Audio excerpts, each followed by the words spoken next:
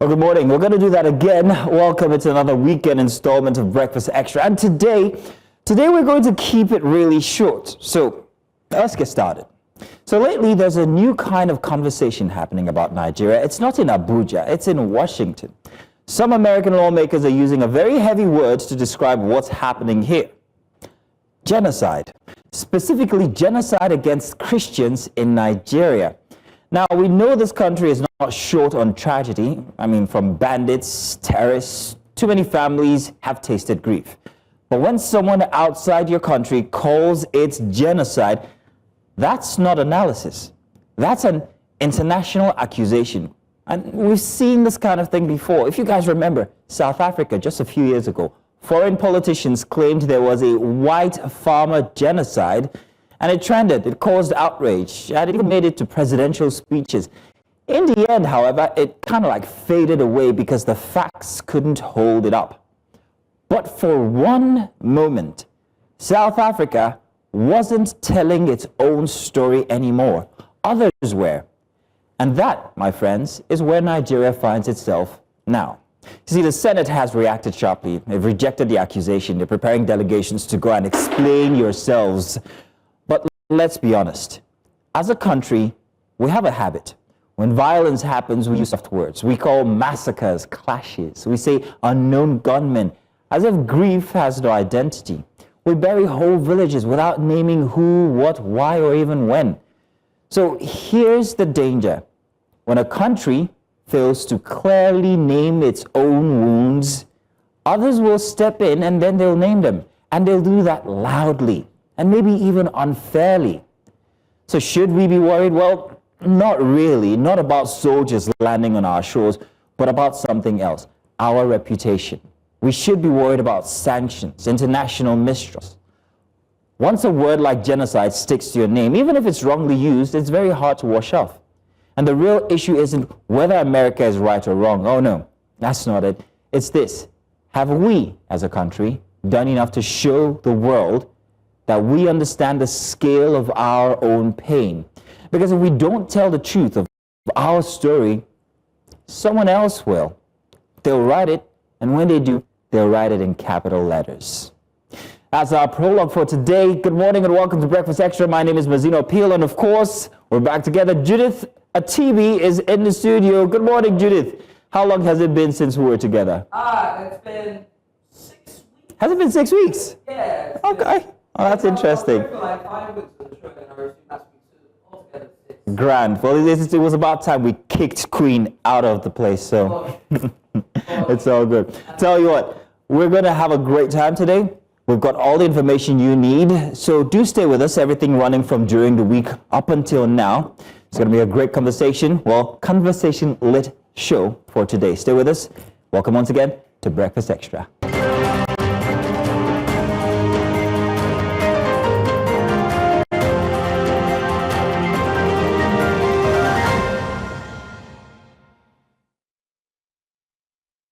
And a very good morning to you, and welcome to Breakfast Extra for a Saturday morning. We've got quite the show lined up for you as usual. Now, the entirety of this week, it was the National Economic Summit, which is, of course, organized by the Nigeria Economic Summit Group. There we go. And it's been an entire week when it comes to talking about moving the fiscal policy forward for Nigeria, plus tax and so much more, industrialization to insecurity to food security, and much more, oil and gas, revenue. A lot what happened in the capital, Abuja. So we will definitely be talking about our roadmap to 2030, building Nigeria's trillion-dollar economy. And of course, we'll also be discussing one of the most important conversations that have rolled over from last week.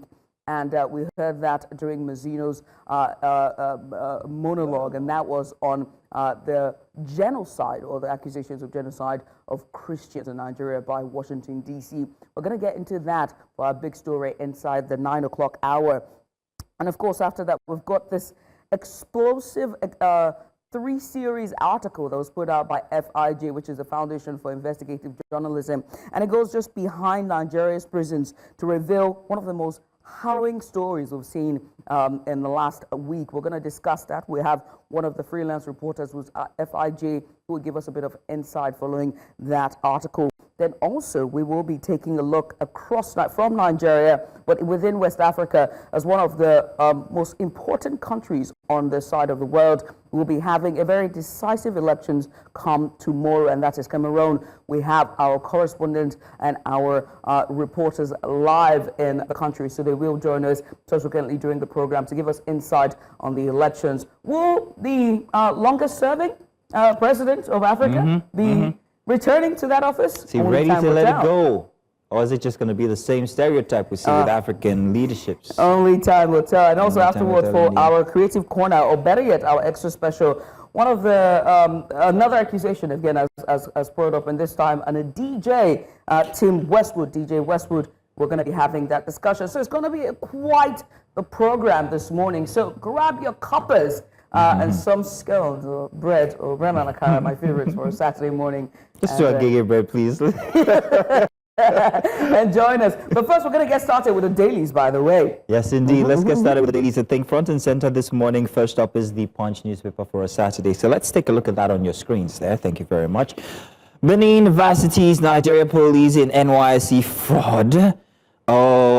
Blacklisted Benin Republic, Benin Republic schools smuggling graduates into NYSC. But didn't we know about this from before? We paid 400,000 naira for Nigerian HND certificate, says Benin graduate, and it is not possible, says NYSC Education Minister, as NBTE demands for proof. Well, that's all we need now, proof, isn't it? At the top for the Punch newspaper, Mba's planned ABC defection tears Enugu PDP apart.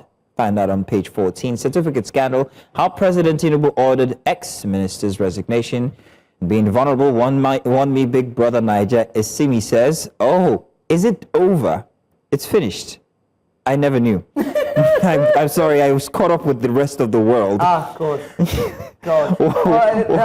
Yeah, I don't even know what. Go, say it, go on. Yeah, no, I can say it. Get in trouble. No. Why my father started school for traditional worshippers, says coordinator, because there's not enough of them, and I'll come back to that one. Inside the daily struggle of citizens drowning in poverty, from dreams to despair, and dealing with hurtful comments about my daughter, tough content creator, Mallet Art family. Regarding schools for traditional worshippers, I do not see why we don't even have enough. I think that we don't have.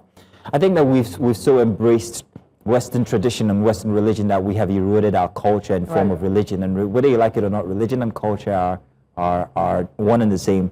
And I was at the Oshogbo Groove over the course of last week, and I bet you we've lost a lot because because we jumped on other forms of religion. Religion is religion, whether you like it or not. Somehow you will get to God. The Oshun festivals, the festival I think was Oshun and I think Ogun. Whenever they had their festivals, there was live broadcast of it on the Nigeria Television Authority. That was back in the day. That was back in the day. And we had seats. Everyone grabbed your seats, sitting down, going through, and people knew, and they could tell what the next tradition was on and what the next ritual was about. Exactly. And there was not any airs about it. It really was the one I remember the most was the Durbar. I think which state was it? Is it Kano? I can't remember, but the Durbar where it wasn't Durbar, it was a fishing Arugungu.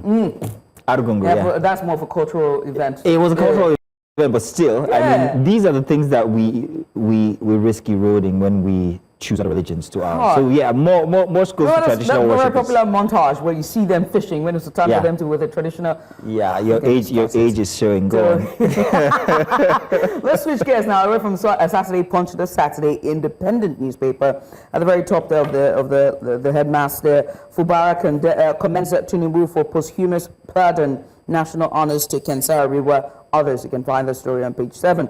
Right next to it, certificate forgery among public officials, an epidemic. Find that story on page 30. At the bottom there, Nigeria's ambitious 2026 tax reforms face implementation hurdles. You can find that story on page 8. The newest minted Big Brother Nigeria winner, how 23-year-old Missy Oluwa Iyanwale won Big Brother Nigeria for, you can find the story on 9, the Saturday Independent. Stakeholders decry decaying state of education at Independence Public Lecture, demand restoration of Founding Fathers' legacy. You can find that story on page 6. What Alamesia meant to Niger Delta Dairy Ibori, others reflect. You can find that story on page 5. And right next to it there, the capital, Abuja, a city of side hustles, office by day, kabu kabu by night. Well, I want to say ride-hailing apps by night, because I saw a training video of a young man who registered. He's like, oh, I've finally done it. I've gone to register my car. I've swallowed my pride. Oh. And it was funny, but also reality. saddening. That's a sad reality. Yeah. And at the bottom, the Tinubu's government deliberate investments aim to amplify voices, rights of girl, child. That story is on page 7 of the Saturday Independent. Pretty much all for the Saturday Independent. Okay, then. So let's move on. On the Punch, we'll be moving to the Saturday Tribune. Yeah, there we go. Very good. Nigerians will defeat APC in 2027, says the PDP. Nigerians and PDP. Says it won't be distracted by defecting governors. Well, we are distracted currently. We're wondering who's left in the PDP. Tells new INEC boss to end era of inconclusive elections. Is off to a running start. Ekiti government presents a 415.57 billion naira budget for 2026. Man remanded for raping, killing grandmother in Ondo. That is a worrying story. Kano's 1.06 billion naira mass wedding plan wasteful, says groups. And at the top, Ocean LG Crisis Council funds intact with us, says UBA's lawyers, as they tell court. At the very bottom, Lagos APC hails Tinubu's pardon of Macaulay, 174 others, says it's triumph of justice and compassion. That's everything on the Saturday Tribune front page. What else you have? We got the Vanguard newspaper. We'll just pull that up for the Saturday Vanguard newspaper there. At the top, there's ahead of the headmaster, Mba Diri to join APC. 3 reasons Mba is leaving PDP. Lawmakers, councillors move with him. That story is on page 4. Yet more moves there from the PDP to the APC. Right next to it, still on the Iyaloja saga, how Benin Palace shut down Iyaloja politics in Edo markets. That story there is on page 15. At the bottom, more of a suicide watch here. Suicide, Nigeria under watch. Experts say stigma, poverty, palliative laws, rising drug use, deepening the mental health crisis. Criminalization of attempted suicide under Section 227 of Criminal Code promotes, let's see now, silent epidemic. There we go. The words there are muffled, so I'm going to stop. Lastly, it goes Ogun records over 10,000 mental patients in 6 months. You can find the story on page 12. That's a lot. My authenticity, vulnerability endeared me to the audience. You can find that story. That's Imisi, the Big Brother Nigeria winner. I almost said BBL there. You can find that story on page 9. The bottom there, terror in Kwara. APC chieftains lament military not taking orders from NSA, wants Tinubu to intervene. That story there is on page 6. Now I cannot see. I must warn you, my astigmatism is kicking in. I'll try and help you. Trump loses Nobel Prize. Oh, let's talk about that. Yeah, we did. Let's talk about it. Okay. Loses Nobel Prize to Venezuela's Maria Machado. You can find this here on page 9. That's why I think that's going to make him really mad. Because he's indicated in no small ways how much he really wants this prize, even if he says, hey, it really doesn't matter. Yeah, I don't know if they told him that you cannot tell people, you can't tell them. Yeah, but then, Judith, let's admit that he has actually been at the forefront of most, what do you call it, reconciliations. I'm not going to count India-Pakistan because there was no such thing. What's reconciliation? They have been. He's been in almost every single dynamic, and currently with Israel Hamas, which is the biggest one, which has spanned for decades. Let's admit that we're getting headway finally. And headway? We are getting headway. They have come to the table. They have agreed to release hostages. They have said that it might be ending soon. Everybody's celebrating. And everybody's celebrating? Judith. Celebrating? But they are. Who? And we have to. Listen, you're not going to do this to me. They are. let's just move on. let's just move on. Judith is not on my side. She's not going to take anything I'm saying. No, look. So it is. I will give when credit is due, right? Okay. Many thanks to the U.S. government, but let's not also forget that at the core of this, when you look at those who have been honored the Nobel Peace Prize, there is so much more that's at the core of it, right? Okay. Him mediating is his literal job, right? Let's not forget that. Is it really? One of his, yes. He's the because president one of a sovereign nation. Ally, He has no business with these countries. But no, he he has, doesn't. Because one of their strongest ally, and even when they take the oath of swearing in, is that they must protect Israel, right? Let's not also forget that the U.S. government had funded the war in some way or the other with aid. haven't we all? Yeah, so when we're saying that, because they've funded it with aid, they've sent, artillery to them, they have supported them in some way or the other. And so We as we're sell talking- oil to Israel. Yeah, that doesn't mean we gave them artillery. That's Well, yeah. we're giving them I oil to cannot run choose those who to be in tanks. business with. It's business, right? So there's a completely different two things. So I would say that being a mediator in a two-state solution doesn't give you a Doesn't peace count. prize. Because if we're going to do that, then we should also give a peace prize to what's his name? Rwanda's President Kagame. Okay. Just saying. Well, how's your visa application going? I've zeroed my mind. I've zeroed my mind. So you guys what? Let's take a break. And then when we come back, our first conversation. In fact, let's not take a break at all. Let's take a package. We're going to be taking a look at the NES 31, which only just wrapped up, only just at the end of the week. The 31st Nigerian Economic Summit in Abuja. Well, it brought together leaders from government and also the private sector on a central question. Can Nigeria truly chart a pathway to $1 trillion economy by 2030? Well, Vice President Kashim Shettima, representing the president, reiterated that Nigeria's future rests on productivity and also investment and a stronger and industrial base. He referenced success stories like the Dangote refinery as examples of what local capacity can actually achieve when policy meets ambition. But beyond the vision, Nigerians are still battling a harsh reality: high inflation, soaring food price, and a naira that continues to test family income. Many ordinary citizens are asking, will economic roadmaps discussed in summit translate to relief in the market? The market stalls, the factory floors, and also job centers. Well, today we're going to be examining whether this renewed promise signals real change or another round of high-level optimism. Let's take a look at this package here, and we'll be back to continue. It's by Joshua Imarai, News Central correspondent. From October 6 to 8, government officials, policymakers, business leaders, and development partners converge for the 31st Nigerian Economic Summit on national dialogue themed the reform imperative, building a prosperous and inclusive Nigeria by 2030.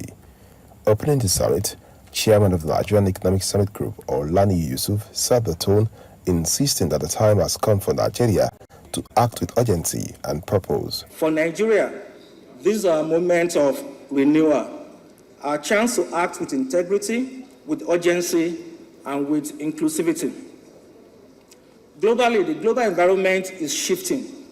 Growth is slowing, protectionism is rising, and geopolitical tensions are redrawing trade patterns. Development aid is shrinking as advanced economies battle fiscal pressures and aging populations. For Nigeria, the message is clear. External support will be limited.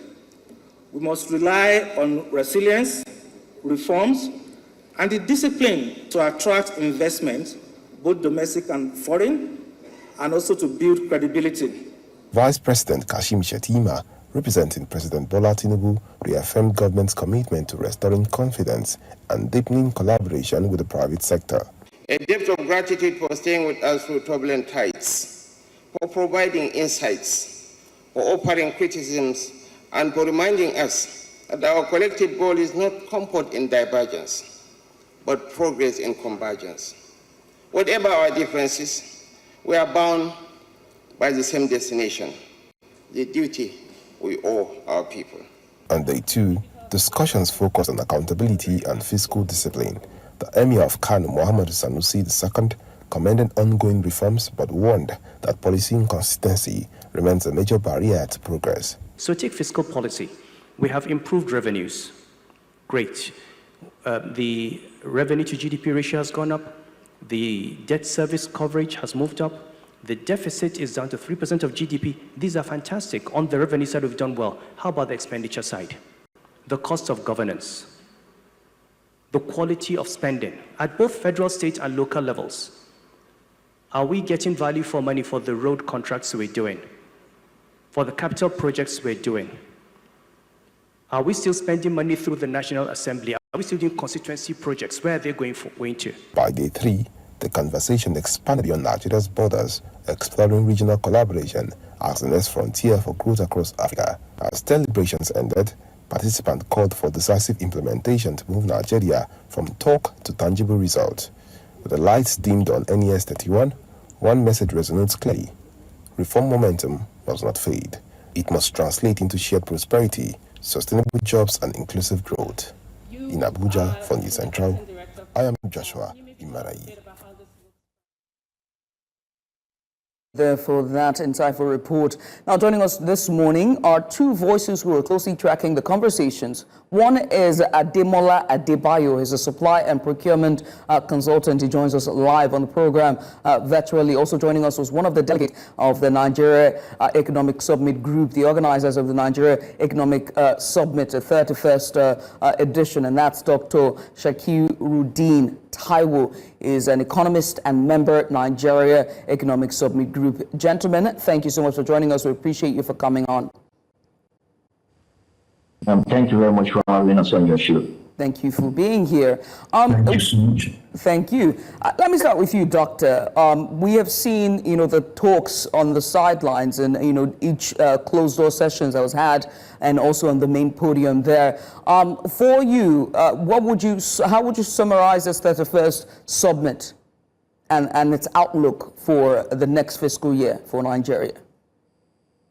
Okay, so for us at the NESG, the quality of discussion, the level of robustness of ideas being shared, and the key commitment from the drivers of some of these ideas and implementers of these critical policies was a great takeaway for us.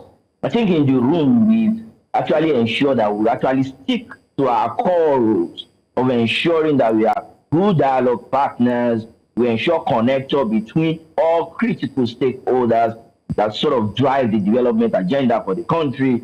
We also stand as accountability partners. So that's why you could see in the room where you have government actions policy being questioned, the effectiveness of this policy being put on the table, and government giving us some sort of commitment to ensuring either a better policy, a better outcome, or to also ensure that or sustainability of some of these policies. So for us, this 31st edition, like other previous editions, has actually elicited a lot of hopes for us in the room. We have gotten feedbacks from our critical stakeholders, which are corporate members of the NESD. As you know, the NESD is a private sector-led, membership-based, non-partisan think tank.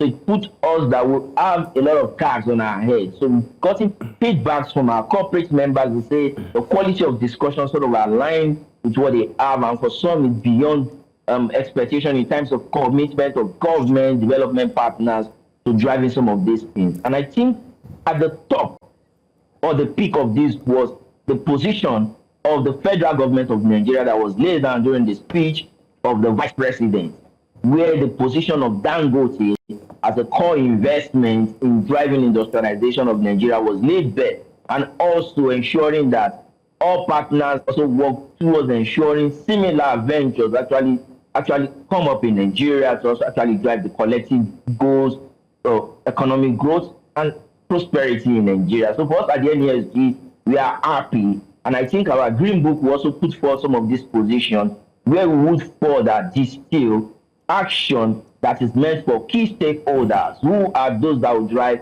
an agenda and who is to be held accountable. Don't forget, NESG is an accountability partner on this pathway to ensuring that Nigeria achieves more inclusive and prosperous economy by 2030. Well, Dr. Taiwo, thank you very much, and thank you for the reference to Shetima's comments regarding Dangote. But we've seen this plenty times. We've seen the NESG come and go. This is the 31st one. The references that the vice president made was to an entity that's put together by a private owner, and that's Dangote and the Dangote group. But let me ask Mr. Ademola Adebayo here, what makes the NESG 31 a different platform? Because like I said from before, we've heard these same talks over and over again. What's going to make it different this time as we are charting this roadmap to 2030? Is there anything that was different in last week's summit? Thank you so much for having me this morning. Basically, I don't think there is anything different that will really happen. It's just the same rhetorics we are circulating. I need you to understand the perspective of how things work. Of course, you can bring the best brain from Harvard to draft a policy, a vision, a plan for you, set a goal for you, Vision 2030, Vision 2050. It's just a paperwork. But you need to understand how the implementation process will go without properly redesigning our educational system to fit in for proper implementation. I beg to disagree. It might be an effort in futility. The reason is simple. A technocrat will draft the vision, the roadmap for you, but the core implementer, those who are to implement the policy, the program, the agenda, the vision, are major politicians. And what you have is a politician who is not properly groomed would misinterpret your roadmap. Very simple. And so what do we need to do to bridge in order to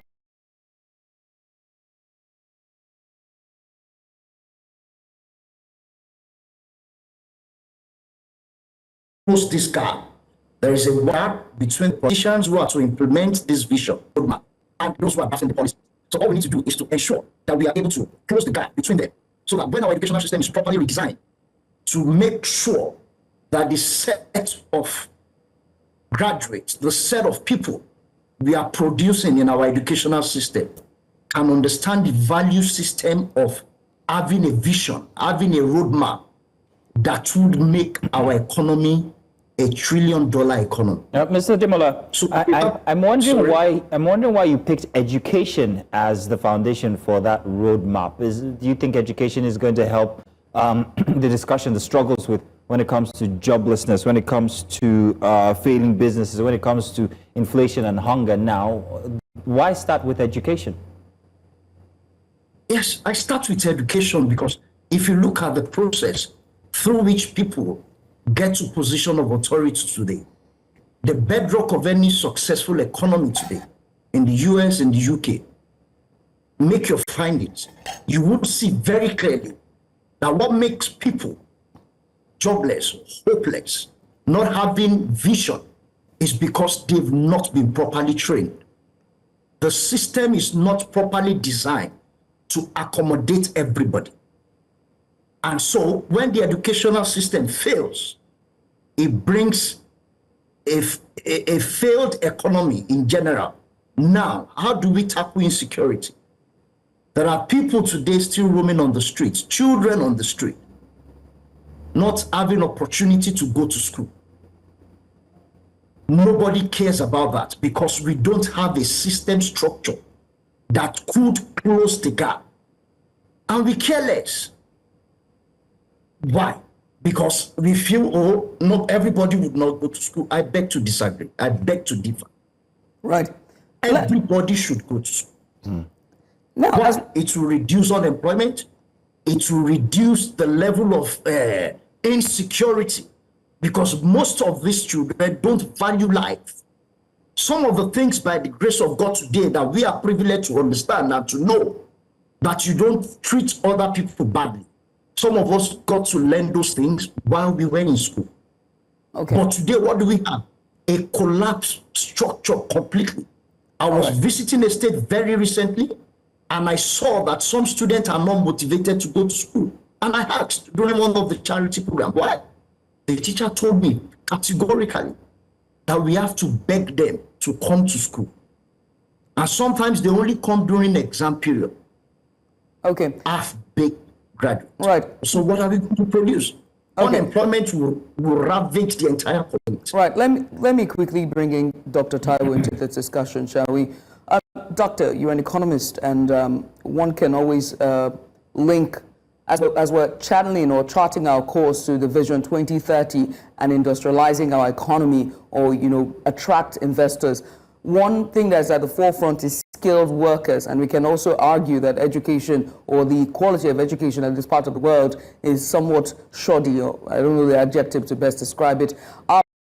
But we know that education was one of the key points that was discussed, or that was raised in the Vice President's opening remarks, a speech when he wanted to kick off the summit. But most importantly, what were some high-level talks and some policy reforms that was recommended during the summit?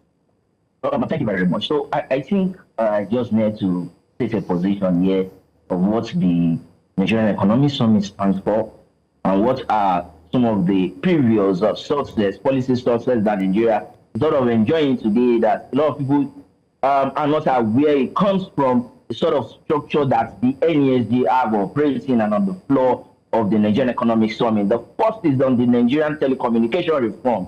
It was initiated on the floor of the NESG, and I think it's very critical we put this forward. And secondly is our Pension Act was drafted by what we call Policy Commission at the NESG. And a lot of people would know this, and because what we do is that we work more and leave the success out. I'm just trying to sort of raise the hope of Mr. Demola in sort of the kind of outcomes that we have from this summit. When you ask, our Policy Commission is a meeting point for the public sector leaders. And the PC, Policy Commission lead at this committee, is the PAMSEC of the ministry that is concerned with this issue.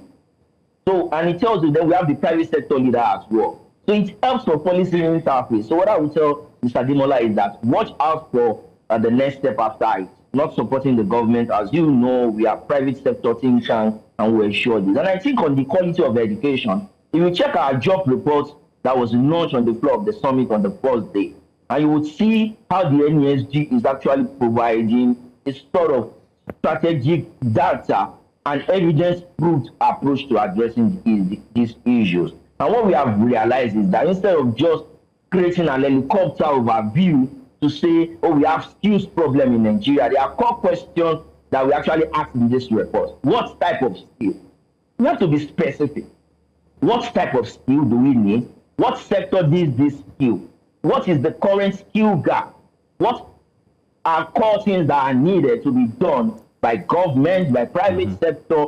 All these sort of questions, position was what we put forward in this report. And because this is critical, we have had issues where there are core infrastructure development projects that is to be undertaken in this country, that the level of skill available in the country can't match up. An example is the Lekki-Ikoyi Link Bridge, and the reference by the former governor of Lagos State during this time that he had to get welders that could meet up to the capacity and competence needed to weld the kind of steel and bars that we have on that bridge today, and many other skills that would have. So instead of having an helicopter overview, the NESG has done a detailed report that will sort of guide the government, that will sort of guide the private sector, development partners that are also trying to address this issue. If you'd ask me, are there skill problem in Nigeria? I would say yes.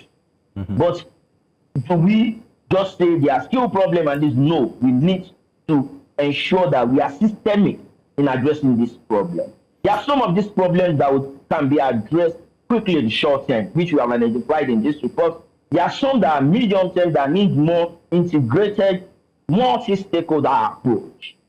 And we have to get Dr. Taiwo, address the issue of equipment. So, for example, let me give an example of even Dangote. So we need to then be very, very instructive when we discuss some of these national issues, especially on education, on skill development, on entrepreneurship, capacity building. When Dangote was about, putting up his CPUs together, you could watch the documentary to say we don't have the sort of quality of engineers, which are welders, that could work this thing, even to operate the equipment. So we need to then be holistic in when we say these things. And I think NESG Skills and Job Creation Report that was launched on the first day of the summit, it's a read for everybody that is concerned about this. We identified the sector, the sort of skill gap that are needed, and sort of programs that could be initiated at a long time horizon, the short, medium, and long-term approach, which I think what we then do as accountability partner is then to hold those stakeholders we have said, oh, Dr. Taiwo, Dr. Taiwo, just a second, Dr. Taiwo. Dr. Taiwo, we are aware that the NESG is, well, at the forefront, we have the private sector stakeholders who are advocating for the NESG. Let's talk about commitment when it comes to the government. Let's talk about policy enforcement, which is what the summit basically is about. These things and these matters that have been discussed, when it comes to government representation, how did they accept, or did they accept these issues that were being discussed, and did they show commitments to following through, especially for the NESG 31, which we have just ended? What's your stance on how the government was represented? I think the way we have actually created the sections that we had is to ensure that we have the highest level of public sector authority in the room when we are discussing issues that concern a particular subject matter. And you could see we had sectors on building a productive economy, where you have manufacturing, oil and gas. We have some of these issues. In the room, we have the Minister of Petroleum in Nigeria giving commitment to some of these issues. You have Minister of Trade, Industry, Dr. Taiwo, and that's just the thing. In the past, it's always that they stand up on the podium and they tell that, yes, we are going to be committed to so-and-so policy from now on. But many would argue that very little actually happens. In this year's NESG, do you think that there was a different body language coming from the government representatives when it comes to commitment? Yes, I'm about to go in there. So there has been commitment in all the years. So what usually happens post-summit is that we produce a report that we title Green Book. In this Green Book document, which I would also want all stakeholders listening to me this morning, and you in particular, to also try to read this, so we then ensure we detailed the key issues that were identified in these sections, the recommendation and the commitment.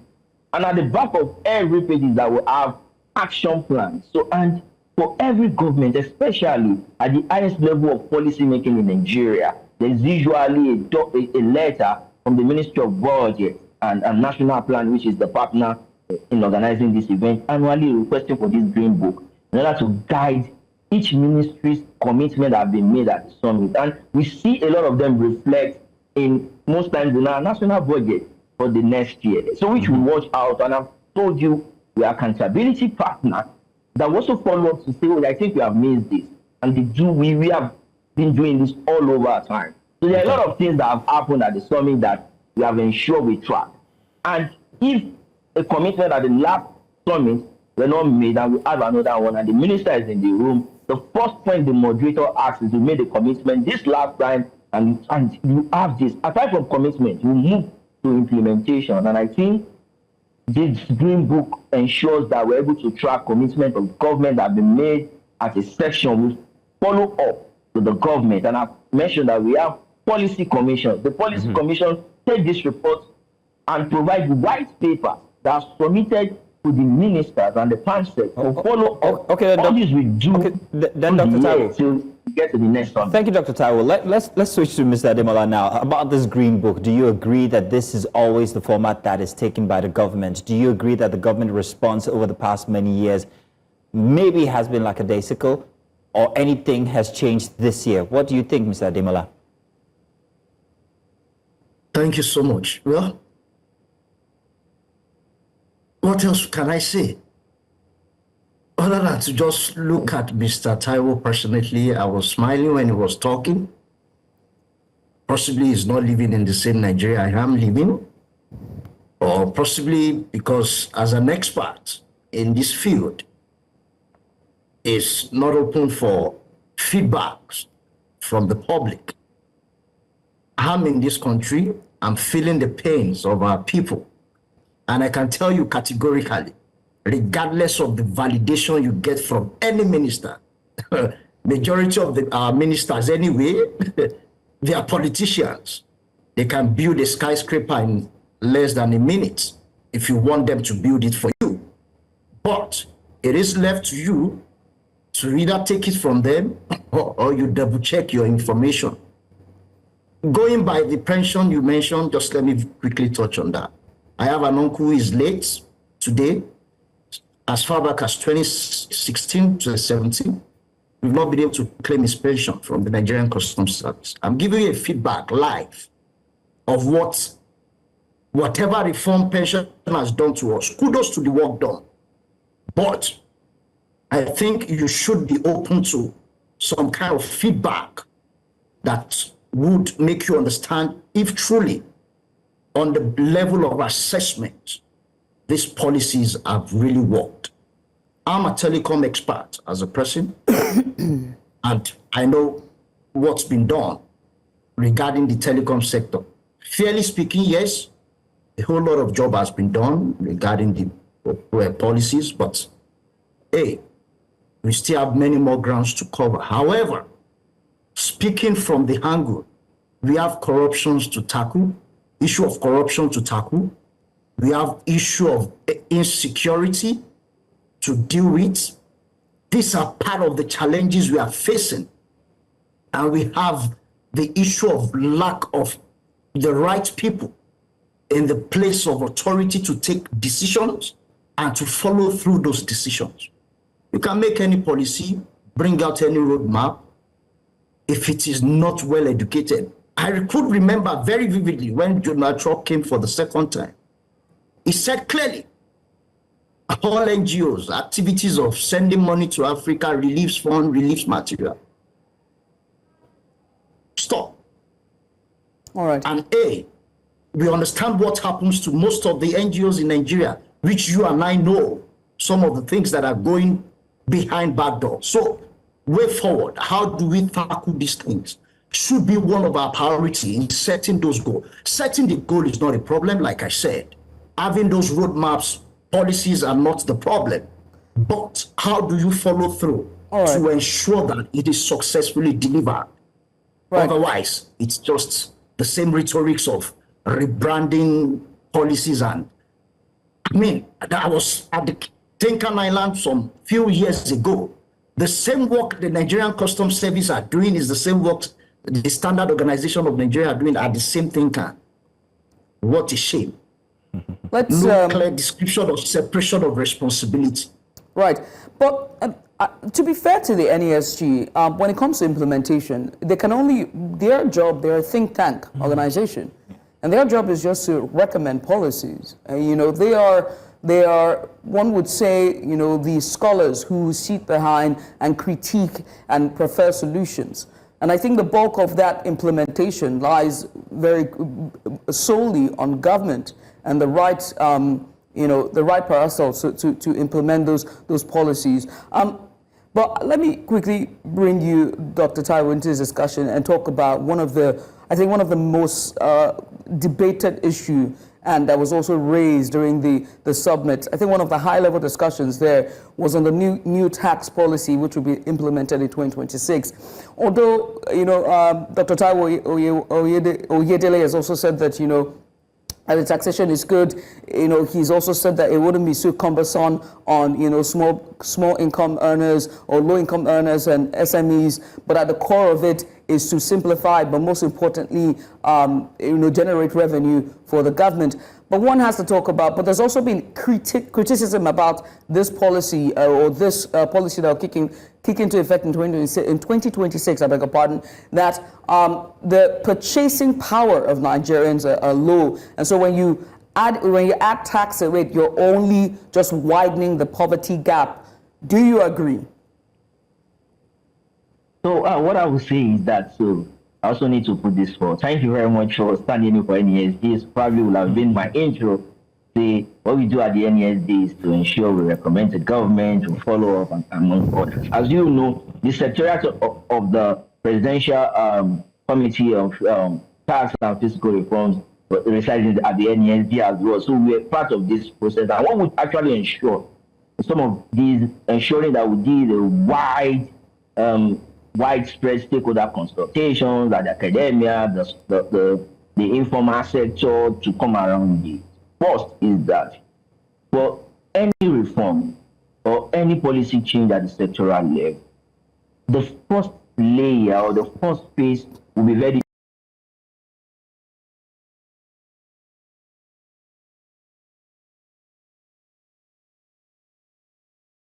disrupt.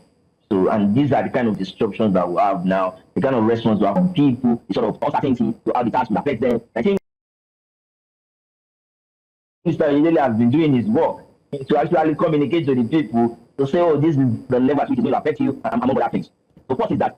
The new tax reform that will take effect January 2026 will ensure that the low-income earners have limited or very low tax burden to bear, while majority of this tax then comes to the high-income earners. Yeah, so but those are the bottom of the pyramid, whether it's businesses, small-scale businesses.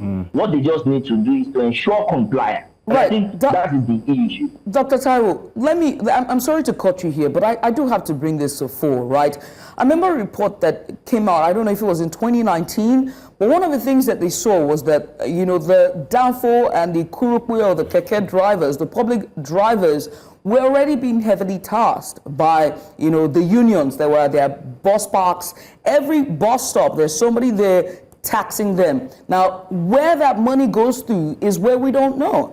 And so when we're talking about taxation, how do we put them in sync? Those who are on the roads collecting their small tolls on the roads, and even those who are hawking on the streets also get some level of taxation. Where is all that money going to? How can there be a synergy between all three, or whatever parasector that is on the roads and local level, whether it's a local government level and state level, just so that there's some synergy?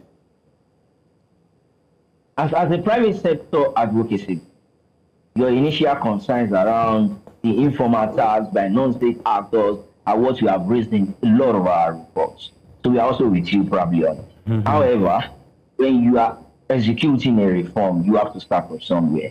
So I think what this committee has done is to majorly consolidate tax collection level at the level of former level. So now you would see consolidation of custom and every other tax collection agency under the new National Nigerian Revenue Service now.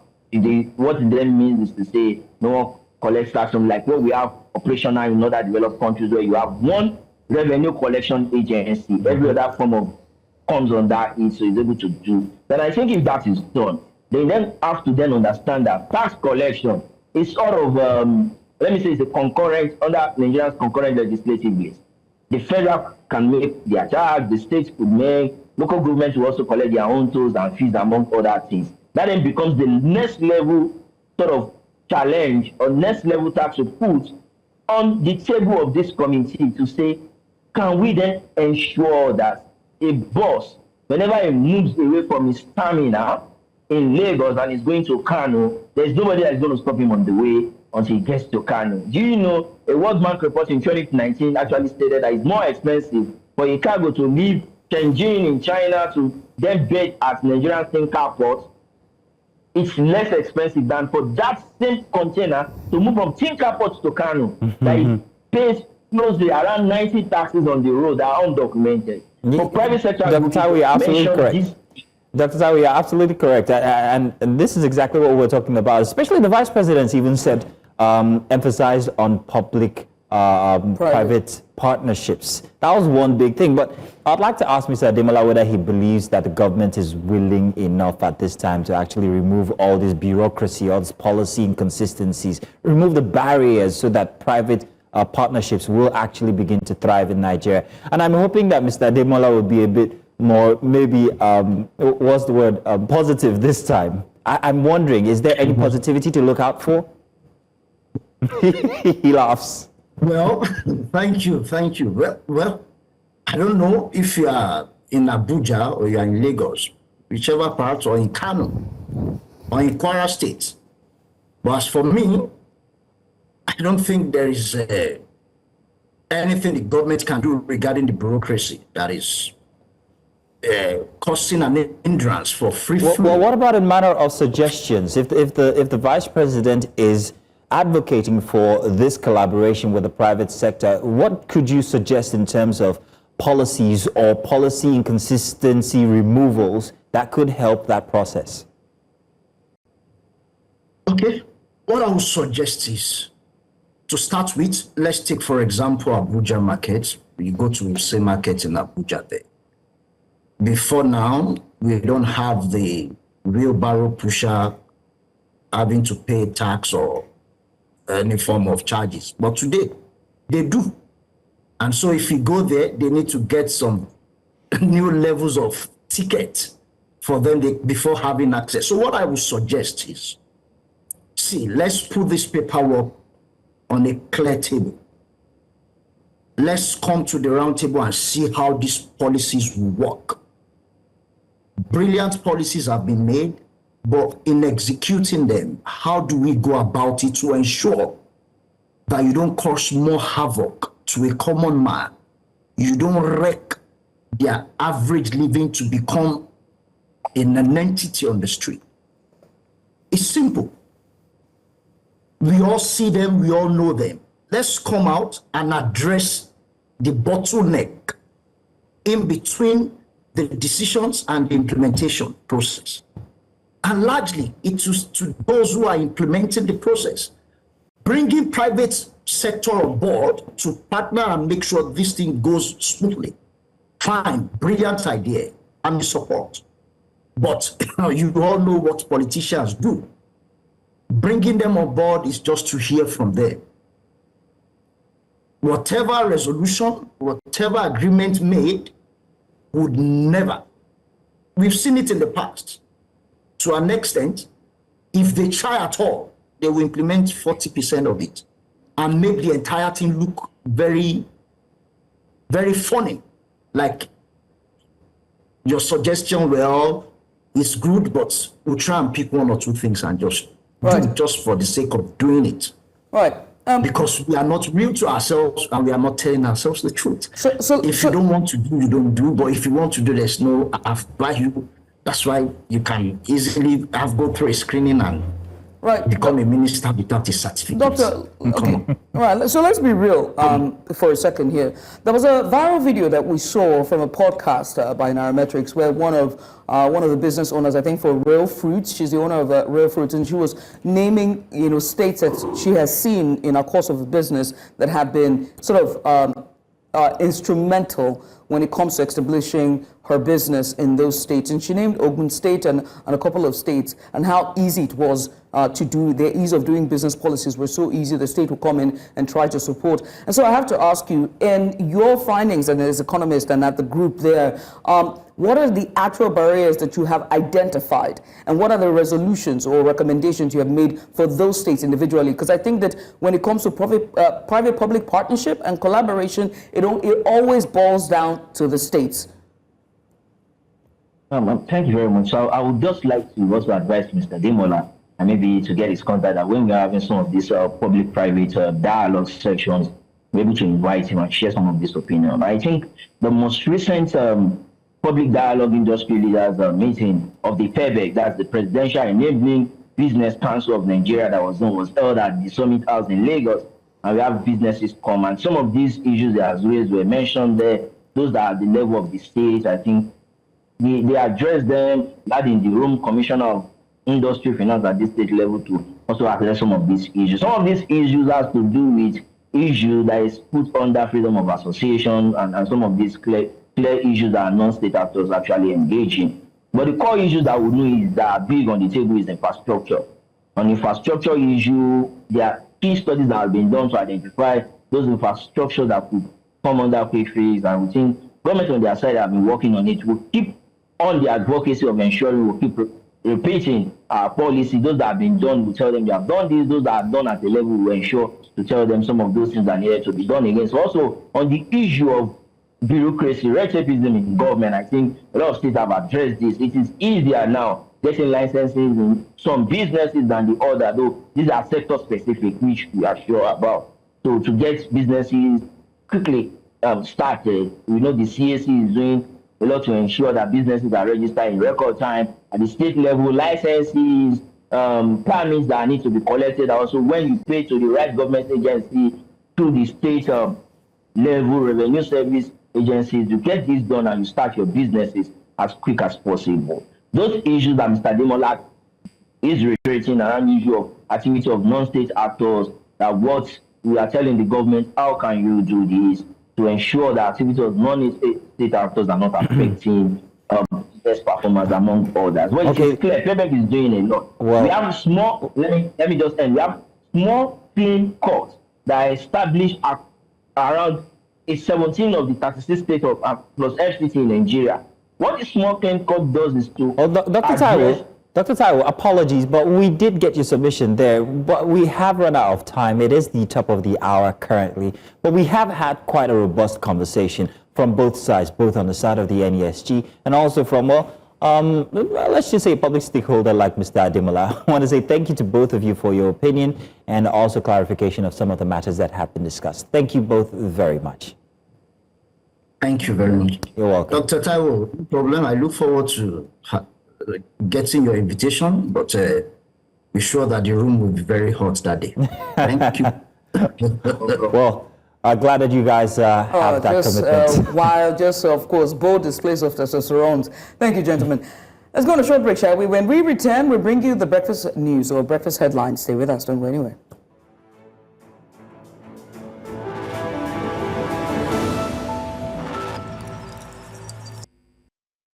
And you're welcome. It's time for us to bring you the breakfast headlines here on Breakfast Extra. I am Judith Atibi. We'll begin with the United Nations Children Education Fund that is in partnership with the Borno State government as they have launched an economic reintegration program targeting over 1,000 survivors of Boko Haram insurgency, offering them various vocational skills to rebuild their lives and livelihoods. The initiative, unveiled in Maiduguri, aims to empower children and adolescents with training in tailoring, ICT, mechanics, catering, and other income-generating trades to enhance self-reliance and community stability. News Center's Umar Kirawa completes the report.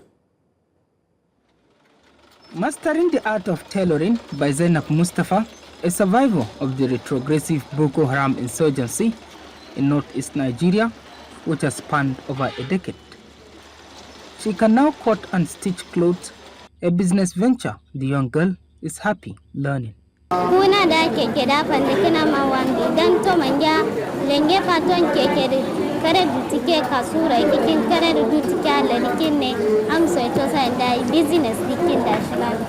girls aspiring to be hairstylists also learn hairdressing, among other vocational skills of choice, at the Muna Vocational Center in Maiduguri.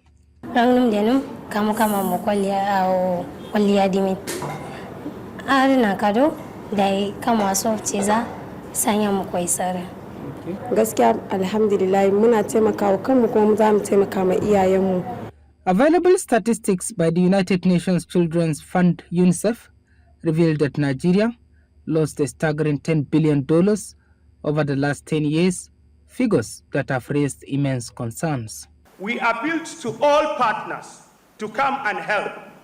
Through the Borno model, we have 67,000 of these. 67,000. Our focus as government has been on the 56,000 who were orphaned by Boko Haram and 49,000 who were widowed.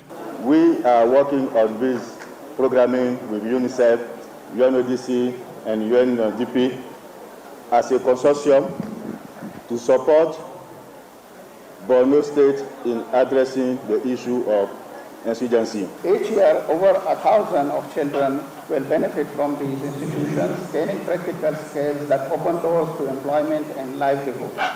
The United Nations has pledged to work with the government and local communities in northeast Nigeria to support children and families affected by conflict and natural disasters. The youth are the hope for any nation, so I can assure that our commitment will continue. Sustaining such intervention is said to aid recovery efforts and help individuals displaced, traumatized, or formerly associated with insurgency regain stability through livelihoods. In Maiduguri for News Central, Umar Kirawa. And now to the capital, Abuja, where the House of Representatives has inaugurated an ad hoc committee to investigate the alleged mismanagement of oil spill cleanup funds meant for environmental restoration projects in the Niger Delta.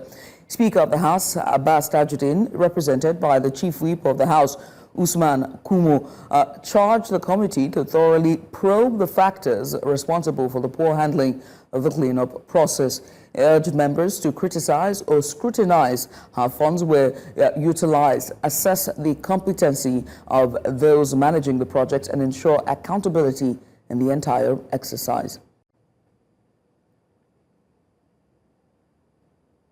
President Bola Tinubu will attend the 8th edition of the Nigeria Diaspora Investment Summit, slated to hold from November 11th to 13th in Abuja.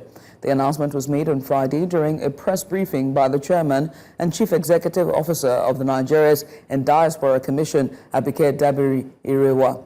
The summit is an annual platform organized by NITCOM aimed at mobilizing investment from Nigerians abroad into the country's economy. According to NITCOM, the Nigerian Diaspora Investment Summit has grown in size and influence since its inception in 2018, attracting diaspora investors, government officials, entrepreneurs, and business leaders to explore opportunities in Nigeria's key sectors such as real estate, healthcare, agriculture, ICT, energy, manufacturing, and creative industries. U.S. President Donald Trump has reportedly suggested that Spain's membership in the NATO alliance should be reconsidered due to its insufficient military spending. The intervention follows an agreement in June where members of the U.S.-backed Security Pact committed to significantly boosting their defense budgets to 5% of gross domestic product. Now, the move aligns with President Trump's long-standing demand for European nations to contribute more substantially to their own defense. But Spanish Prime Minister Pedro Sanchez said at the time that he would not commit to the 5% target, calling it incompatible with his country's welfare state values. At an Oval Office meeting with the leader of NATO's second newest member, Finnish President Alexander Stubb, Trump said European leaders need to prevail upon Spain to boost its commitments to the alliance. That's pretty much all we can take for breakfast headlines at this hour. Join us at 10 for another bulletin. I'm Judith Atibi. Coming up next is more on Breakfast Extra. Stay with us.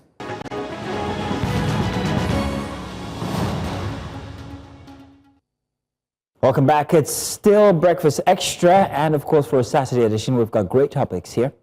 For the second hour here, we've got this one. Nigeria. Well, we're back under the global spotlight following fresh allegations of religious genocide, with U.S. lawmakers like Senator Ted Cruz and Christian advocacy groups accusing the Nigerian state of failing to protect Christian communities.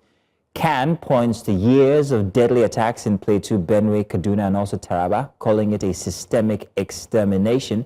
In response, Nigerian legislators are preparing to send a delegation to Washington, insisting the crisis is being exaggerated or misrepresented. But at home, the divide is sharp. While CAN insists this is targeted persecution, MACBAN argues the violence stems from land disputes, banditry, and reprisals, not religion. So with thousands dead and no clear accountability, the danger now is not just violence itself, but competing narratives that could deepen mistrust across faith lines. Complicating matters further, our conflicting report from international groups like Amnesty International and Open Doors. Data is disputed. Justice is rare, and now Nigeria risks being relisted as a country of particular concern on religious freedom. So the question is this genocide or a broader security collapse being framed through religion? Now joining us will be our guest, starting with Tony Ejaja. Dr. Tony Ejaja is a legal practitioner. He joins us live here on the program, as you know. Also, we have Reverend Joseph Hayab, Chairman CAN Northern States, who's also joining us on this conversation. Gentlemen, you are welcome. Thank you very much for joining us this morning. Let's start with Reverend Hayab. Reverend Hayab. Thank you. Reverend Hayab, so CAN has used the word genocide. What specific patterns or evidence, let's say evidence, has led to that classification? First, we have to consider what is the definition of genocide. Genocide is a deliberate and systematic destruction or persecution of a particular group of people. Can Nigerians with all honesty say that the killings in Kaduna, the killings in Jos, the killings in Benue is not deliberate? It is not targeted at a particular community. The reality is that there are crimes going on in Nigeria and no one is contesting that. Criminals are killing everybody in Nigeria and no one is contesting that. But there is also an attack on the Christian in Nigeria, and if we are not honest to ourselves, we won't find solution to this matter. I have been in the forefront of those who cry out about this killing. I remember very well that some years back, especially 6 years ago, when people like Rufai were governor in Kaduna State, we were actually burying 20, 30, 40, 50 in one day, or every week. What do you call that? And that's why in the report, you did say that a group claimed that it is a land matter. No. How can innocent women be sleeping in their homes with their children at night, probably at 1 a.m.? Gunmen will come chanting a particular religious slogan. They will burn all their houses, cut off their neck, slaughter those they will slaughter, shoot those they will shoot, destroy everything, and still even go to the little religious hut they have and set it ablaze. And you want to tell these people, these victims, that no, it's a farmers herders clashes. It is, where is the farm in this context? What has that place of religion got to do with farm? Where is the farm in this context? What has those women and little children being killed got to do with the farm or the herders? So you see, I think I have said this and I've said it in many fora. One of the problems is that we are giving a serious matter a name that is making it difficult for us to heal or to find solution. No wonder so much money is being sunk into peace building. NGOs like ours, we go and preach that people should live in peace. But because the matter is not between those neighbors, the matter is far, far, far above the issues that exist between the neighbors. And that's why you can spend money for 30 years or 20 years, and there's nothing you have to show that have reached or bring about reconciliation, because the crimes will still be committed. Those who are committing that crime have never been called to justice. They don't even come to the dialogue table. Only victims are discussing among themselves. Okay, let me quickly bring in Dr. Jaja into this, because I want us to, put a bit of perspective on this from an international law standpoint.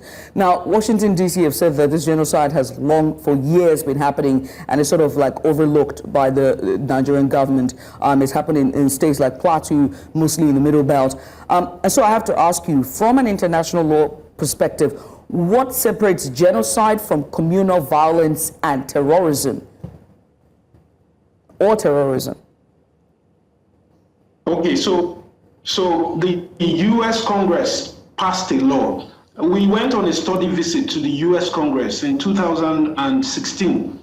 Before any bill is suggested to the U.S. Congress, there's an office called Congressional Research Service. Congressional Research Service.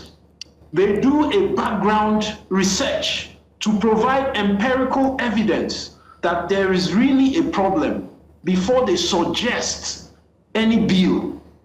So, looking at that background, before the US Congress decided to pass a bill that Nigeria should be labeled as a country of concern, CPC, in religious matters, that means there has been a series of religious violence. And then why they are concerned is the Nigerian government has not arrested or brought to book the perpetrators of this religious violence. For example, Deborah was killed. Till today, nobody has been sentenced. And this religious violence is not only against Christians in the north.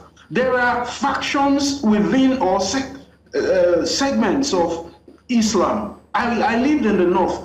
The Shiites, the Sunnis, there was a fight between them. And the state government then was taking sides with a particular faction. So when we talk about religious violence, it's not just against the Christians. it's also against the Muslim. My first book is entitled Access to Justice in Sharia Courts, because I studied Islamic law for over a year. And there are factions, 4 of them, the Hanbali, Hanafi, Shiites, Sunni. These are groups or philosophies under Islam. Now, violence is perpetrated against each other. Dr. Jaja, thank you for setting it straight there from an international law point, because I have to bring in Reverend Father here. Father, as we're talking about this, well, we know that this allegations of genocide against Christians came out from Washington, D.C., and we saw a pattern that came immediately after the Vice President, Kashim Shettima, went on to the UNGA to address the world and call out the genocide or what was happening during the Gaza war, and asking and proclaiming the Palestinian state and asking for a 2-state solution. He called it genocide, plain and simple. Do you think that this rhetoric that we're saying from Washington, D.C. is propaganda? And the question is, why now? Why did the United States wait for this long to call it out? Have they ever called it out before? During the attack in the Catholic Church in Owo, during the attacks we've seen in Plateau, way back into the late 90s and the early 2000s. Why now? Thank you very much. Let me commend my brother for putting that perspective, because I'm a Christian, so I'm sharing my pains. But I do agree 100% that these killings also affect Muslims. The only thing is that it depends on the proportion. Having cleared that, you did ask a question about whether it is terrorism or whatever. When Ansaruddin kills, it is terrorism. When ISWAP kills, it is terrorism. Even Boko Haram, that have not been officially designated as a terrorist group, truly the activities is terrorism. So it is quite different from the communal fight and misunderstanding that goes around. So there is terrorism in this. Yes, there is communal fight. Yes, there is ethnic fight, but there is also terrorism, and it is fact that it exists in Nigeria. But having said that, the link that you are bringing in the statement or the speech of the Vice President and this, I'm not sure it is. If you remember very well, some 6 years ago, Nigeria was actually in the country of particular concern. It was during Biden that they removed Nigeria out of that. But in the first tenure of Trump, Nigeria was put in the country of particular concern. And so you need to get that record very clear. But during Biden felt likely there are improvements based on the fact that the removal of Nigeria in the country of particular concern happened 2 days to the arrival of Blinken in Nigeria. I can tell you with dates and facts. So, been there before. But the record do not show much improvement in the last 6 years. In the last 1.5 years or 2. But what happened in those years? What have we really done to show commitment in addressing that and putting people to justice? And I think this is what led to this. And as a pastor, I'm not saying this to support what the American government is thinking, but I wanted us to put the perspective first that yes, there is killing. Killings have been going on, and probably this leads to that. But is there a shift? We'll talk about that probably if you ask that question. But for now, let's admit that there has been killings of innocent people under their identity. And the most identity being used in northern Nigeria is religious identity. But apart from killing, there are other forms of persecution that Christians suffer in northern Nigeria. So for one to think that it does not exist, it exists. Until you feel the Iwo case wasn't as bad as even the Elwata case. The Iwo case wasn't as bad as what happened in southern Kaduna. The Iwo case wasn't as bad as what happened in Miango and the Christmas Eve killing. So, but you see, all this put together shows that something has been going on wrong. What is our government doing, or what has our government done to see that the perpetrators of this evil are arrested, brought to justice, so that victims will feel some sign of relief? But nothing serious has been done. That efforts have started. But you see, the records are there until evidence are provided otherwise. I must very quickly just say that there are the accused criminals of those who attacked the Owo Church have been, they are in custody. Their case has started. They were denied bail and denied to be released to the public until the completion of their case in court. I just wanted to put that there. Zeno. Yeah, thank you very much, Judith. I think we know that very well, but you see, when it has to do with destruction of lives and properties, we must not allow a system to delay it and cause evil people to go scot-free. It further increases the pains of the victim. I think that is where some of us are appealing to the Nigerian government that, look, we appreciate the effort that is being made, because even in this government, we remember about a month or two ago, the National Security Advisor came out publicly to tell us that they have finally arrested the head of the Ansar group, and they are arresting more. And we hope that more and more and more arrests will happen, but we want to see justice done. You know, to arrest is a different thing, and to bring up justice for victims to feel those who cause us pains, we are no more, we are fatherless, or those who kill our loved ones are being persecuted, is also something. I discussed on this, your platform, one day when they went to court, the Ewu people, and the manner the court just delayed it just shows that on seriousness. And that's why people feel human life doesn't matter sometimes in this country. Reverend Ahab, speaking about perspective and balance, we were expecting Imam Muhammad Isa, Islamic leader and also avid development worker. He specializes in Ulumul Hadith, the science of the prophetic traditions and sayings. But unfortunately, we are unable to connect with him due to, well, connection problems that we're having. However, let's talk to Jaja. Jaja, we've seen this before when it comes to the rhetorics from the U.S. state. We saw this in South Africa, where there was claim of white farmer genocide. We also see the body language of the South African government change eventually. And I'm wondering whether, by any chance, if the Nigerian defiance, there have been a couple of issues that we have been defiant about when it comes to suggestions made by the U.S., whether this plays in anyhow into what we're experiencing now, the allegations that are being made and the words that are being used, especially genocide. Does this in any way play in politically to what we have seen from South Africa as a sample and our attitude to suggestions from the American government? Okay, so the US, you must know, they deal on evidence-based allegations. They do not just wake up and say, if you listen to the news recently, the US, they have criteria they use to define terrorism, genocide, or anything. There's a certain number of killings that would happen and you classify it as genocide. I had the opportunity to visit Rwanda 2 years ago. The genocide in Rwanda started like this. Two tribes were fighting. The government took sides with another. They did not punish the perpetrators. So in Rwanda now, to prevent another genocide, there's a strict law, no fighting on the streets. You can quarrel from now till tomorrow in Rwanda, but you cannot throw fists. They want to prevent genocide.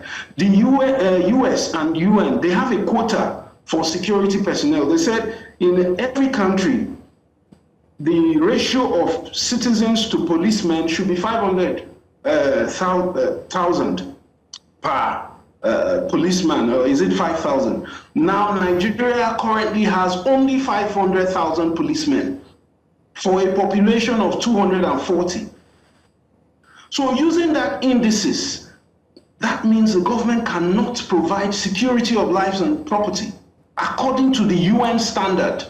So when these people make these allegations, they are not sentimental. They don't have any personal grudge against Nigeria. They use these indices to measure whether Nigeria is meeting up. That's my take on this. And then our response as a country. Imagine the US Congress, they have a congressional research service who provide the data, the evidence before they make allegations. Then our own Nigerian Congress or legislature, instead of responding by attacking these issues, you send a delegation. The money you use to employ policemen and secure these lives and property in the north, you take it by ticket for 10 senators to go and stay in hotel in the US and dialogue.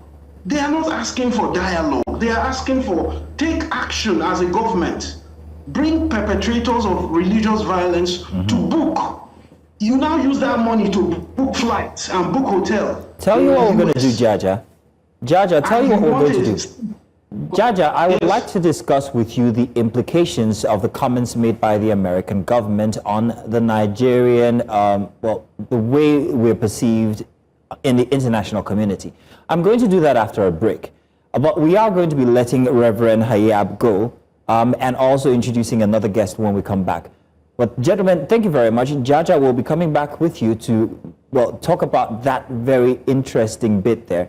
And also we'll introduce someone else into this conversation. We'll be right back. Do stay with us.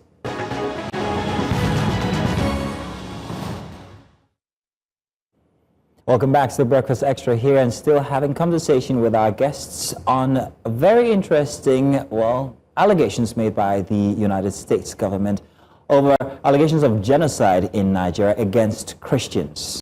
Now, joining us earlier, we did have Tony Jaja. He's a legal practitioner and also consultant with Lesotho Law Reform Commission. But also joining us live now to give a more perspective and make the conversation balanced is Bello Gutumo. He is the General Secretary, Miati Allah Cattle Breeders Association of Nigeria. Yeah, welcome to the program. Thank you so much for joining us. Now, I know you've heard the conversations from earlier, so we're going to have a continuation of it. But let me start by asking you your stance, given the accusations of genocide perpetrated against Christians in Nigeria. What is your stance against what the foreign media or what Washington, D.C. has said? Is it exaggerated? Is it one-sided? Or is it a case of religious genocide, period? Not Christians, not Muslims, but religious genocide. Mr. Gutumo? Mr. Bello, if you can hear me, seem to have lost him there. Whilst we're trying to connect Mr. Bello Gutumo, let me quickly bring in Tony Jaja on there and ask you whether or not is exaggerated. The U.S. does not make wild allegations. They base their allegations on evidence, empirical evidence. So, for example, they say if you want to become a member of the UN Security Council, your defense and security spending must be 5% of your GDP annually. Every year you should spend 5% on defense and security. Nigeria is not doing that, and you go to the UN and you're fighting for a seat as a permanent member of the UN Security Council. That's why I said the vice president should leave comedy for Ali Baba and I go die. He should talk facts. But Jaja, I hope you're still with us. Jaja, I want to bring to your attention the fact that we've seen this before in South Africa, where claims were made of white genocide. In fact, pictures were presented to the South African president by Donald Trump himself that eventually were noted to be from a totally different location and had nothing to do with a burial of white farmers. So when you talk about empirical evidence, I'm wondering how much empirical evidence in the instance in Nigeria here. I don't know if you can talk to that. But then again, there is the concern of the international perspective and how Nigeria is being positioned here and what this might mean for Nigeria, especially at a time where we're looking for development partnerships with other nations. And I'm wondering whether there is a connection here to be made, Jaja. Yes, I wrote a book. My first book was published in the year 2005. It's entitled Access to Justice in Sharia Courts. The book was reviewed by a professor of Islamic law, Mushood Badirin, at the University of London. We had empirical evidence based on court judgments on series of persecution, religious persecution against both Christians and Islamic minorities in the 19 northern states. So there is empirical evidence. It's not, I was a lawyer for, I was supposed to be a lawyer for somebody in Bauchi who committed a religious crime. He was to be lynched. I didn't go for that case because the courtroom was surrounded by extremists. So there's a pattern. There are recorded court cases. I have copies of Sharia Court of Appeal law reports. There are cases of not just persecution against Christians, but even Muslim minorities. Once you convert under the Sharia law, apostasy is a crime. So even if you were Muslim and you convert, you can be punished for apostasy. Whether within, if you convert from mainstream Sunni brand of Islam to Shia, you can be convicted for apostasy. So this is what the empirical evidence shows, that there's a systematic persecution of Christian minority and even Muslim minorities in the north. All right. Mr. Mutomo, I hope that you are with us now, sir. Can you just indicate, can you hear us? Yes, I'm with you now. Fantastic. Now, earlier... Yeah, good morning. Yes, good morning. Earlier, we lost you, so I would like for you to give your comments about, all that's been happening with the accusations of genocide against Christians. What do you make of this allegations or these accusations by Washington, D.C.? Do you believe that they are true, or is this skewed? No. The accusation against Christian genocide in Nigeria is not right. It's not a right assertion. Not only Christians, all people are being killed in Nigeria because of the criminality and the insecurity going on. It's not only Christians. Mosques has been attacked. Churches has been attacked. Pastoralist settlements have been attacked. Wayfarers, transport who are on duty has been attacked. And it affects all people, not only the Christians, not only the Muslims, even the non-Muslims, of all sects, all businesses. So it is not true that genocide is going on in Nigeria that affects only Christians. Right. It is never so. It does not happen. If you check in around 2017, the Mambila killings, over 700 people were killed. They are all Muslims. Several other attacks have been made by the criminals, and it affects all. In majority, it is Muslims. Majority of them are Fulanis that are affected. We are most affected because you see the issue of kidnappings, cattle wrestling, paying of ransom. They all affect our people. So it is not only the Christians that are affected. It is the entire Nigerians that are affected. But critics will argue. I agree with that. The issue of Washington, D.C. saying that Christians are being killed. It is a genocide against only Christians. No, it's not.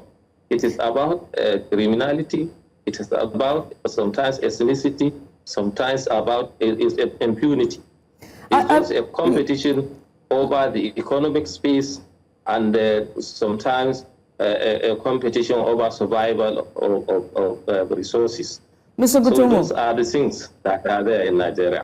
Mr. Gutomo, there's also been conversations and criticism, around the perpetrators of this acts of violence, and some might say terrorism, whether it's bandits or armed herders or radicalized groups like ISWAP or Boko Haram.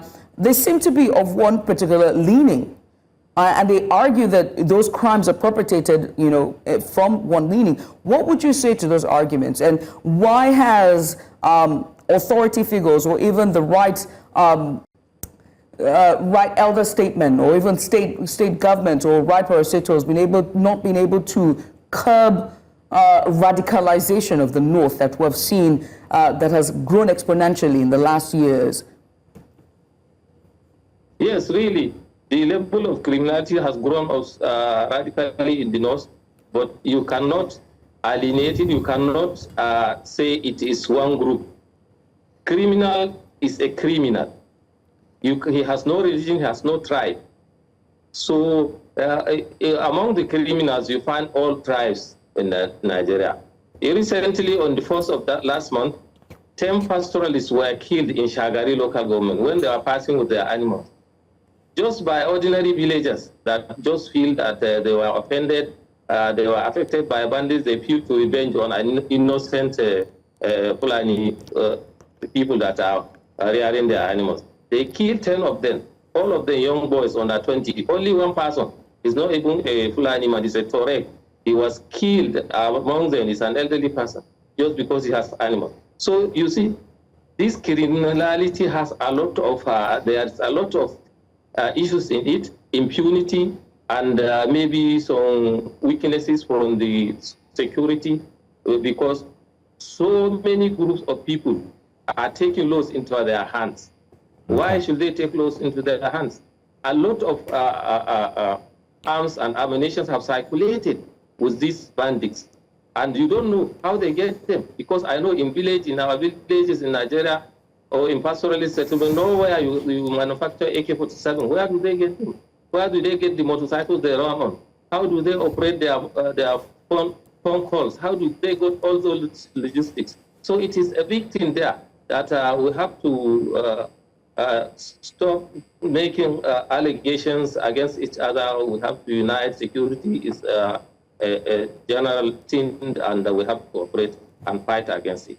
Mr. Bello Gutomo, thank you very much for that submission there. It is true. Perhaps maybe we need to stop, look, listen, and identify exactly what is happening with the different dynamics that are playing into what we see in Nigeria here. Maybe genocide might be too broad a term to use, but then we do have our homework to do when it comes to the Nigerian government, identifying the very peculiar problems and nuances to these problems that we see. Dr. Tonya Jaja, thank you very much as well. And well, we hope that we get to the bottom of this and paint our own picture instead of let the rest of the world tell our own stories. Thank you very much, gentlemen. Thank you, gentlemen. Let's go on a short break, shall we? When we come back, we go behind Nigerian prisons with a 3-part series article that reveals the most harrowing experience you could ever read. After the break, stay with us.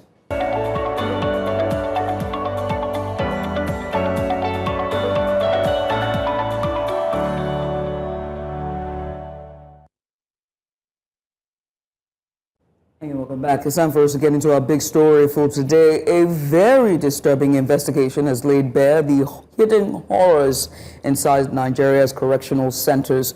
According to findings by the Foundation for Investigative Journalism, FIJ, inmates are reportedly trading sex for as little as 5,000 naira and engaging in drug deals simply to survive. Chronic hunger, overcrowding, and absence of basic care have turned our prisons meant for rehabilitation and corrections into spaces of exploitation and despair. Now, these revelations go beyond misconduct. They question the integrity of the justice system itself, with over 75% of inmates still awaiting trial. Incarceration is becoming a silent punishment before conviction.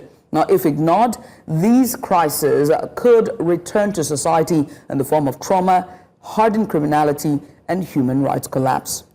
So despite repeated warnings from rights groups and internal reports, the official response remains muted. Budgets are passed yearly, yet inmates remain malnourished, untreated, and invisible. International observers now warn that Nigerian prisons are humanitarian time bombs. The need for urgent reform in feeding, healthcare, and oversight has never been louder. So joining us now is freelance reporter Ayo Oladiran to help us unpack this further. Ayo, you're welcome. Thank you very much for joining us. Thank you very much for having me. Great job, great report, very interesting. Well done. I'm wondering what pushed for such an investigation, and what manner of findings did you find? And I have so many questions regarding how this started, how it occurs, whether there's an inclusion of maybe people who work at the prison service as well. What did you find? Okay, so you mentioned how it started. So at the Foundation for Investigative Journalism, and especially Daniel Ojuku, who I co-authored this report with. Big shout out to him. The prison system has been something that has been of concern to him personally and then to the organization at large. So this report is something that spanned over the course of 4 years. 4 years of data gathering, research, and investigation. And then at the end of the day, we find out that inmates, like you mentioned earlier, are trading sex for 5,000 naira. They are doing ridiculous things just to get feeding and basic amenities because the government is yet to provide standard products for them to use in terms of healthcare, feeding, and other areas of life, basically. So this is like a survival mechanism that they have come up with. But is there any influence from prison personnel? I'm sorry, Judith. Yeah, go is ahead. there any influence from prison personnel as well? Or is it just strictly an inmate dynamic? So yes, there's slightly like a little influence from prison personnel because according to our reports, it's a 3-part report, and in documentary, we see that the former Controller General, who is the head of procurement for the NTOS, that's Ismail Adagiri. We see how he awarded contracts to persons who were not going to execute this contract, and he was taking between 20 to 25% for himself. So we can see that this has influenced what the inmates now do and how they act. So yes, there's little influence from the what's it called now, the inmates. There's little influence on the inmates, there's little influence from the NTOS, but generally it's a systemic problem. A systemic problem. One has to also ask in that systemic problem whether overcrowding is another issue as well. We've seen the pardons by the president just this week of how many inmates? About 900 plus inmates have been released or pardoned. And one has to ask whether overcrowding is part of the issue of lack of resources when it comes to food, amenity, and healthcare. Yes, overcrowding is one of the major problems. The Nigerian prison system is designed for about 58,000 inmates, but as at the time we filed our reports, we had an excess of almost 13,000 inmates. So if we have a budget for 58,000 inmates, which is not even enough considering the 1,270 naira budget per inmate, we are already trying to... 1,270 naira per inmate. Per meal? Per day. Per day. So there are 3 meals. We did a breakdown, and per meal they need an average of 1,600 plus to get a proper meal, but they are yet left to survive on 1,270 for a whole day. So there's already an issue with that, and now the fact that it's not even enough to cater for the persons behind bars. Keep in mind that a majority of these persons are still awaiting trial. So there's not enough budget to even go around for those who are already sentenced, not to talk of those who are still awaiting trial. So it's a judiciary problem at the end of the day, because they're not working hard enough to, clear people out of the correctional facilities. So the anatomy of it, however. What kind of prisons were included in this research? Were they female prisons or male prisons? Does this include both female prisons and male prisons? That's my first question on this. Okay, majority of what we included in our reports was for male prisons, but like I said, the research spanned over 4 years, so we had input for both male and female prisons. And for the female, I'm sorry, Judith, but really interested, for the female prisons, was it the same case as well? Yes. It was the same case? It was the same case across board. So this means there is, I'm sorry again, there is another layer of criminality here, because this is being perpetrated when it comes to the Nigerian look at things when it comes to homosexuality. In the male prisons, this is sex being traded between male inmates. I'm done. I'm done, Judith, sorry. So beyond sex for survival at this point, one has to talk about the health implications as well, because if we're bringing women into this, what does this mean? What does it say about their health care? Because for survival is food, right? But health itself, like paracetamol, headaches, malaria, open sores, what are we looking at?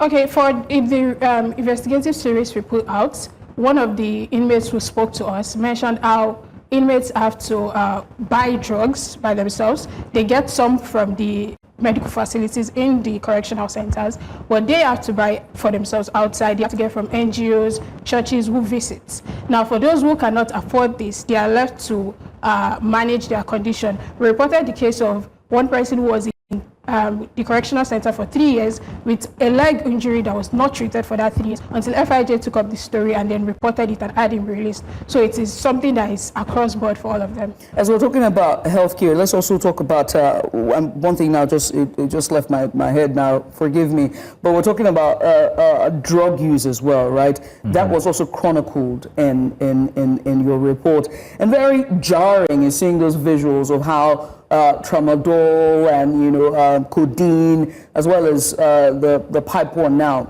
the wrapped ones are also being sold in there. Talk to me about it. How are the correctional officers turning a blind eye to these transactions that are happening inside the prison when it comes to drug use? And what does that danger the expected danger for society when they're let out? Okay, for some of these issues, we cannot say the persons in charge of the correctional centers are not aware. They're very aware, but like the Nigerian system, if you have money, you can bypass anything. So for these inmates, most of them use loud, not colos. Apparently, colos is forbidden, but loud is sort of acceptable. So they have like people who help them get it. For them, it's like What's colos? What's the variation of colos? Is it marijuana and fentanyl, or just? I'm not really into drugs. No, I mean it's just for our viewers, right? Because when I hear colos and loud, is loud marijuana alone? Is colos a complete? Isn't it? Because we don't know what the strain is. Like a combination of more. So it's like usually faster and more effective than the loud. So they allow them use the loud. So they have like in the reports we mentioned there's someone who they refer to as Mary Jane who helps them get this. That is such a wonderful name. So yeah, marijuana Mary Jane. Yeah. Who helps them get these drugs and then they pay. So one of the persons we reported on was being beaten because he said he sent the Mary Jane to get him loud, but they got him colos instead, and then the warden was like, no, you can't bring this in and all of that. So there is include. I mean, they are included in this tapestry of criminality. The warden here, you are saying, is actually the one who's told no colos but loud. So they are involved. To a very large extent. So if they're involved, I also wonder what soliciting for drugs is like at the female correctional centers. But most importantly, is it that the correctional officers are overburdened, or the manpower is less, and so they cannot control the crowd, and so they just let them have a little bit of vices so they can control maybe it's better. just for profit. I don't know. Maybe you tell us. It's not the problem of them being overcrowded. Now it's the fact that they sometimes just turn a blind eye to these things. So they see them happen where they are like, as long as it's not getting out, as long as people are not seeing the effect outside, you can do whatever you want once you pay them the right amount. But they profit from these exchanges, don't Definitely, they profit from this and exchange. Right. So soliciting in female prisons, drug solicitation in female prisons. It's the same thing? Same thing. The Nigerian prison system is such that whatever happens in the male prisons is basically replicated in the female prisons. Okay. So what are you hoping this research will actually bring to the fore? Are you hoping that there would be some action by the Nigerian government? And how soon do you think this should be? Definitely, we are looking to see that there's immediate action. First, for the Ministry of Interior, we are hoping that they actually look into these allegations. They look into this drug use, this healthcare, the feeding system, and all of that, and then try to put the policies down on the ground, try to implement them properly. And then there's also outside the prison system, there's also the issue of the police arresting persons and not charging them properly with enough evidence. So over time, they are still behind bars. They are not being charged. They spend years behind bars. So there's also a need to look into that, which is also as a result of the systemic failure of the judicial system. And then outside that, the Senate Committee on Interior also need to, how do I put it now? They also need to clamp down on the Interior Ministry, ensure that there's a form of checks and balance in what they are doing. Yeah, that's our problem when it comes to checks and balance. But most importantly, I have to ask about the human rights violations that we're seeing happening there. I think this three-part series is going to reveal that, but more importantly, what's the implication on something, a place that's called correctional centers, right? There's gross violation of human rights going on. Talk to me about that.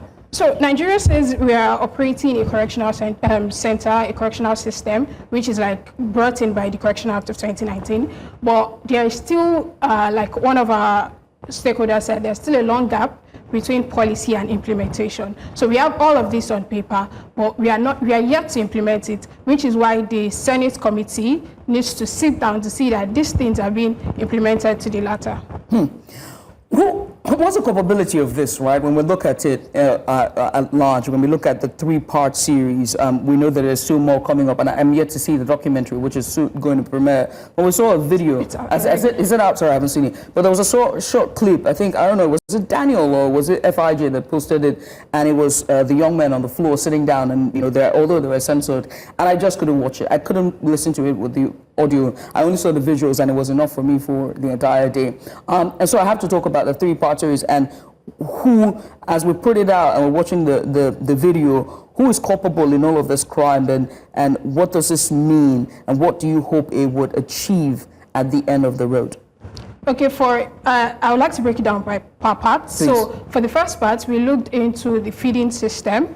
This one is as a result of the Interior Ministry. They need to budget more for inmates. As at 2023, yes, the dogs in the Nigerian Correctional Service were being fed with 800 naira per day, while humans were being fed with 750 naira. So there is a need to budget more for these inmates. We know that it's the correctional center is not a place for relaxation or holiday, but at the same time, they need these basic amenities. They should be provided for them because they do not have the opportunities we have out here to work and get all this money. So the ones that can be provided for them should be provided. And then for the second part, we look into the procurement head, Ismaila Adagiri. We see how he has been awarding contract over the years using his nephew to get this contract. So if you read the story well, you will see that he would award this contract using his nephew, and then the persons who are willing to pay the 20 to 25% upfront without bidding for the contract, they get to give the nephew the cash, and the nephew takes it to him. So this case was something that the EFCC took up, but there was no conclusion on this thing. We spoke to the Interior Minister.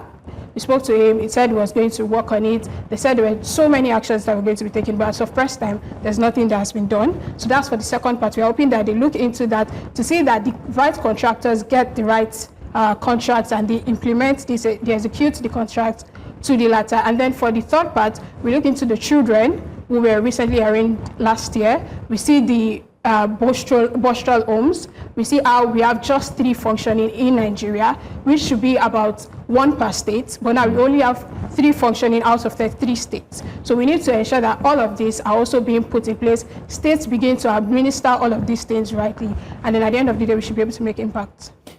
I'm very stunned by the details that you're telling. First off, you keep using the word correctional center, and I'm wondering if we have budget for food, budget for this and that. What about the budget for correctional efforts itself? How much of that did you look into? Are people being rehabilitated at these correctional centers, and how much is being spent to do that?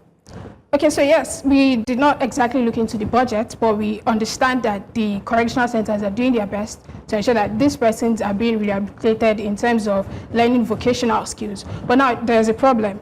One of the inmates who spoke to us said they learn these skills, they put them to use, but nobody's buying these things off them.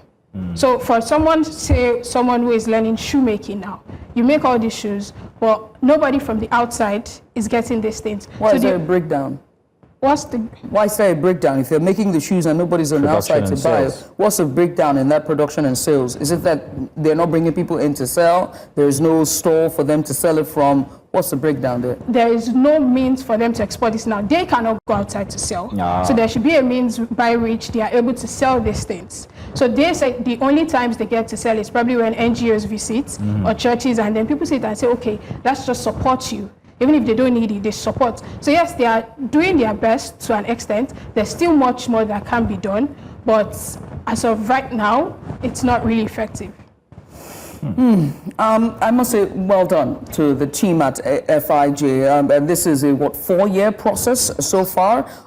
So far, I must ask, have there been any family members of these persons that you have profiled, or the victims of this, sex for survival act and soliciting for drugs and food battle that's going on? Has any other family members, have you reached out to family members of the inmates? What has been their, in this process? Okay, so there's, for source protection, we cannot exactly, this was one of the reasons why we did not use their real names or their identity. So if we reach out to them, it's going to break that chain. Very important. Ayo, well done to you and the good guys at FIJ. This is important work, we must say. And we do hope that the right persons are watching and listening, especially EFCC. Yeah. If I get into trouble. She ends it that way, and she expects me to. I thank you once again. Hi, Oladiran. She's a freelance reporter there with Foundation for Investigative Journalism. Give us a bit of insight following the three-part series going behind the Nigerian prison to profile sex soliciting of drugs and sex for survival trades that the inmates are using across correctional centers, both male and female. Let's go on a short break. When we return, we'll bring you the headline news. Don't go anywhere. Stay with us.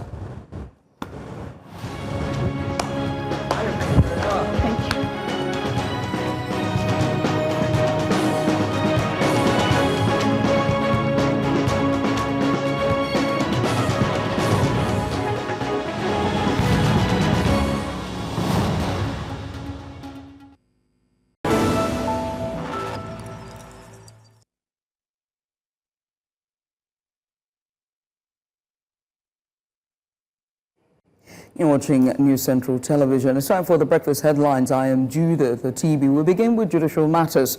Former Vice President Yemi Osinbajo has called for a fundamental restructuring of Nigeria's legal and judicial philosophy, especially the tendency of courts prioritizing technicalities over substantive justice.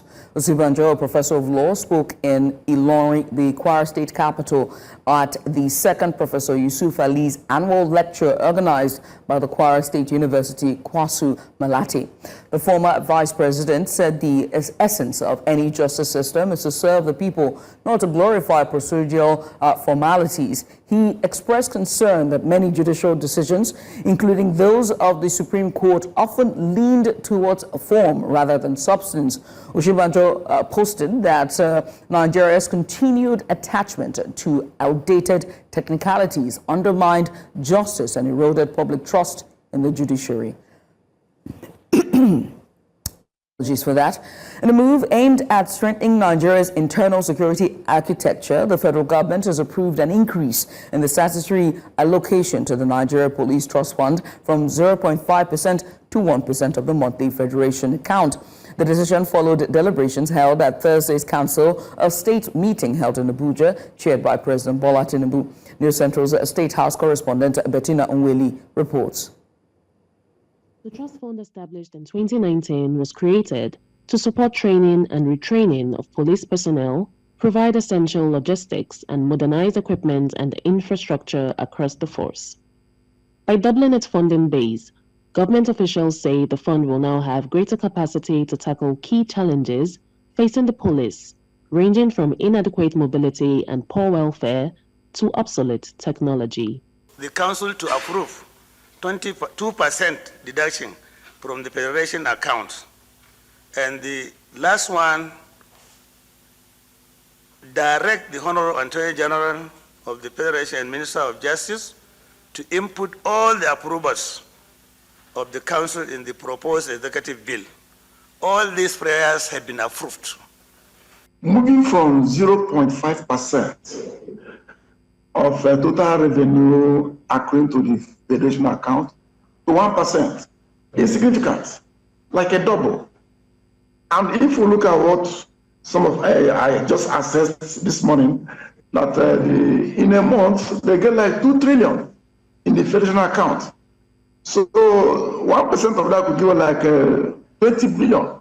However, security analysts note that while the increase is a positive step, the true measure of impact will depend on how transparently and efficiently the funds are managed. I think the increase in this in funding should be tailored more to police training institutions, should be tailored more to getting able hands, recruiting able hands, and training trainers within police formations to have better skills and competencies to be able to impart knowledge. Over the years, we have noticed that such funds are used as a ladder for people, ladders for people to climb to political offices. And I'm not aware that anybody was sanctioned for such misappropriation or for such inappropriate conduct. Stakeholders believe that if properly implemented, the increment could significantly boost police morale, enhance response to crime, and restore public confidence in law enforcement. However, without accountability, citizens may see little or no change reflected on the streets. In Abuja, for News Central, Bettina Unwili. Hundreds of protesters took to the streets of Gabs, southern Tunisia on Friday, demanding the shutdown of a state-run phosphate processing plant. Activists blamed the Tunisian chemical group for toxic emissions like sulfur dioxide and ammonia and dumping radioactive waste into the sea. Nearly 20 people were recently hospitalized with respiratory issues. Despite a 2017 government pledge to shut the plant, authorities now plan to expand operations to boost foreign revenue. Residents of the town have fought pollution from the plant for decades.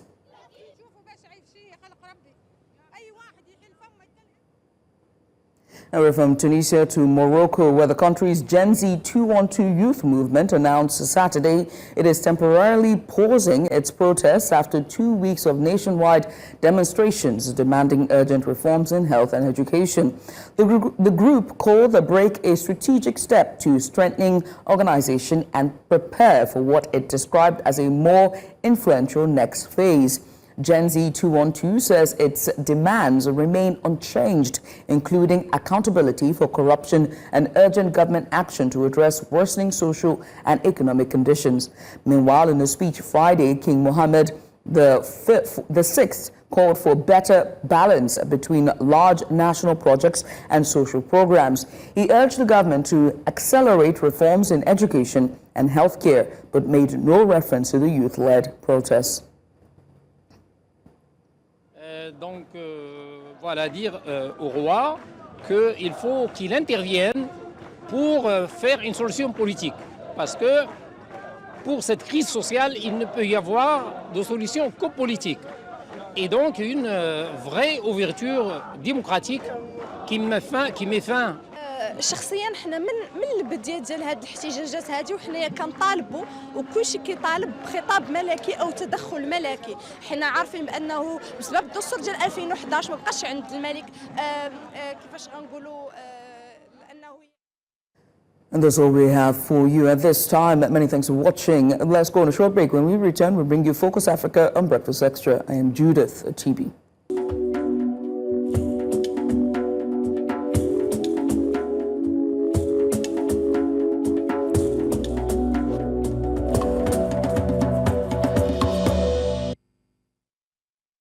Welcome back. It's time for Focus Africa inside of Breakfast Extra. It's our final hour here for a Saturday installment. Now, on the eve of Cameroon's 2025 presidential election, the country stands at a turning point. After 4 decades under President Paul Biya, voters are caught between continuity and change. Security forces patrol tense regions, especially in the Anglophone areas, while opposition voices rally for a new dawn. Yet, the real question is not who campaigned louder, it's whether citizens, especially the youth, will trust the process enough to vote.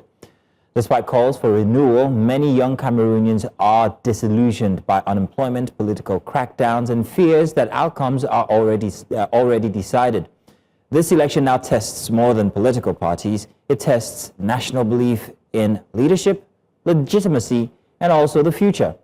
Now, with observers watching closely, the nation sits between hope and resignation.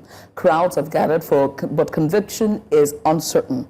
And so joining us now to break down what to expect for tomorrow, we have with us Dr. Nkamwa Lehman. He joins us live now. Dr. Lehman, thank you so much for joining us. I appreciate you for coming on. I want to start with the electoral system for Cameroon. How ready is the nation to ensure a credible and dispute-free vote for tomorrow? Thank you so much for the question. I'm actually happy to be here. I want to start by saying that when you look at our laws in Cameroon, our laws are tailored to give the impression that Cameroon is a democratic country. But in practice, the laws have certain hidden agendas in the law, there's hidden provisions of the law that tend to always favor the ruling CPDM. And so everything has been put in place by the regime to rig the election as usual. And they do this through intimidation. They do this through giving out bribes openly to some citizens. And they do this by involving, filling the ballot box. The ballot boxes, that's what they have been doing regularly. So we don't expect a free and fair election, except Cameroonians, they stand for the right and say that we're going to vote, we'll be there to count the vote, and we're going to proclaim the result in every ballot, in every voting station. Dr. Lehman, please, if you will give us an idea of the anatomy, especially when it comes to Anglophone areas, because we hear about the tense patrols around Anglophone areas. Why is there such a tension? You know, for the past 9 years, we've had the Anglophone crisis, which is, to be very honest with you, like a civil war. And it is inconceivable that in such a climate, elections are being carried out in these areas. You know, I am an Anglophone, but believe me that I've not been to my region of origin for the past 9 years because of insecurity. And so the question therefore is, how do they carry out elections in those areas?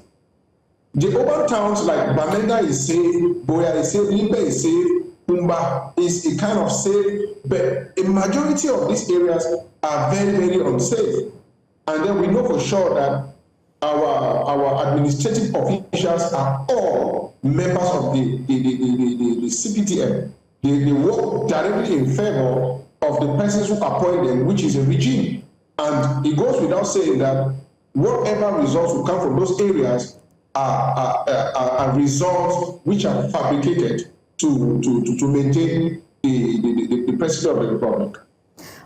Doctor, I have to ask, you know, given these issues that have mounted, you know, just again, as we go into these elections, the country is at a crossroad, either hope or resignation. And there's a likely chance of first-time voters, even in the Francophone areas. But will voter apathy prevail? Yes, I want to say that of recent, we have experienced, or in this election, we experienced the enthusiasm from people to vote, because everybody in Cameroon, except the few that benefit from the corrupt regime, everybody is anxious that this regime should be flushed out. And so that apathy has been transformed to enthusiasm. Many people are enthusiastic. And you see, the government tried in every manner to eliminate the most prominent candidate, that is Professor Maurice Kamto, but later didn't know that Issa Chiruma will be coming so strong. And today we have Issa Chiruma, who is a force to reckon with. And I think that Cameroonians, especially, even in Anglophone regions, they want a change. Some of us actually spoke to those separatists and the belligerents that the problem is the system is bad, and it's only through elections that we can change the system. And so we advocated that peace should reign during the day of the election. The people should be allowed to go and vote, and that's the only way we can flush out this corrupt regime. And so there is a lot of enthusiasm, and I pray that for once Cameroonians should take the responsibility to carry out this election process till the end. We've seen panic already because the Minister of Territorial Administration came out with an order yesterday, which is contrary to the electoral the provisions of the electoral law, forbidding people not to stand in groups after voting, all those of things. Why? The law says that we have the right to vote, we have the right to count, and in each polling station, we have the right to count and pronounce the results. So there is a time, we've got to a time that we think that those threats, those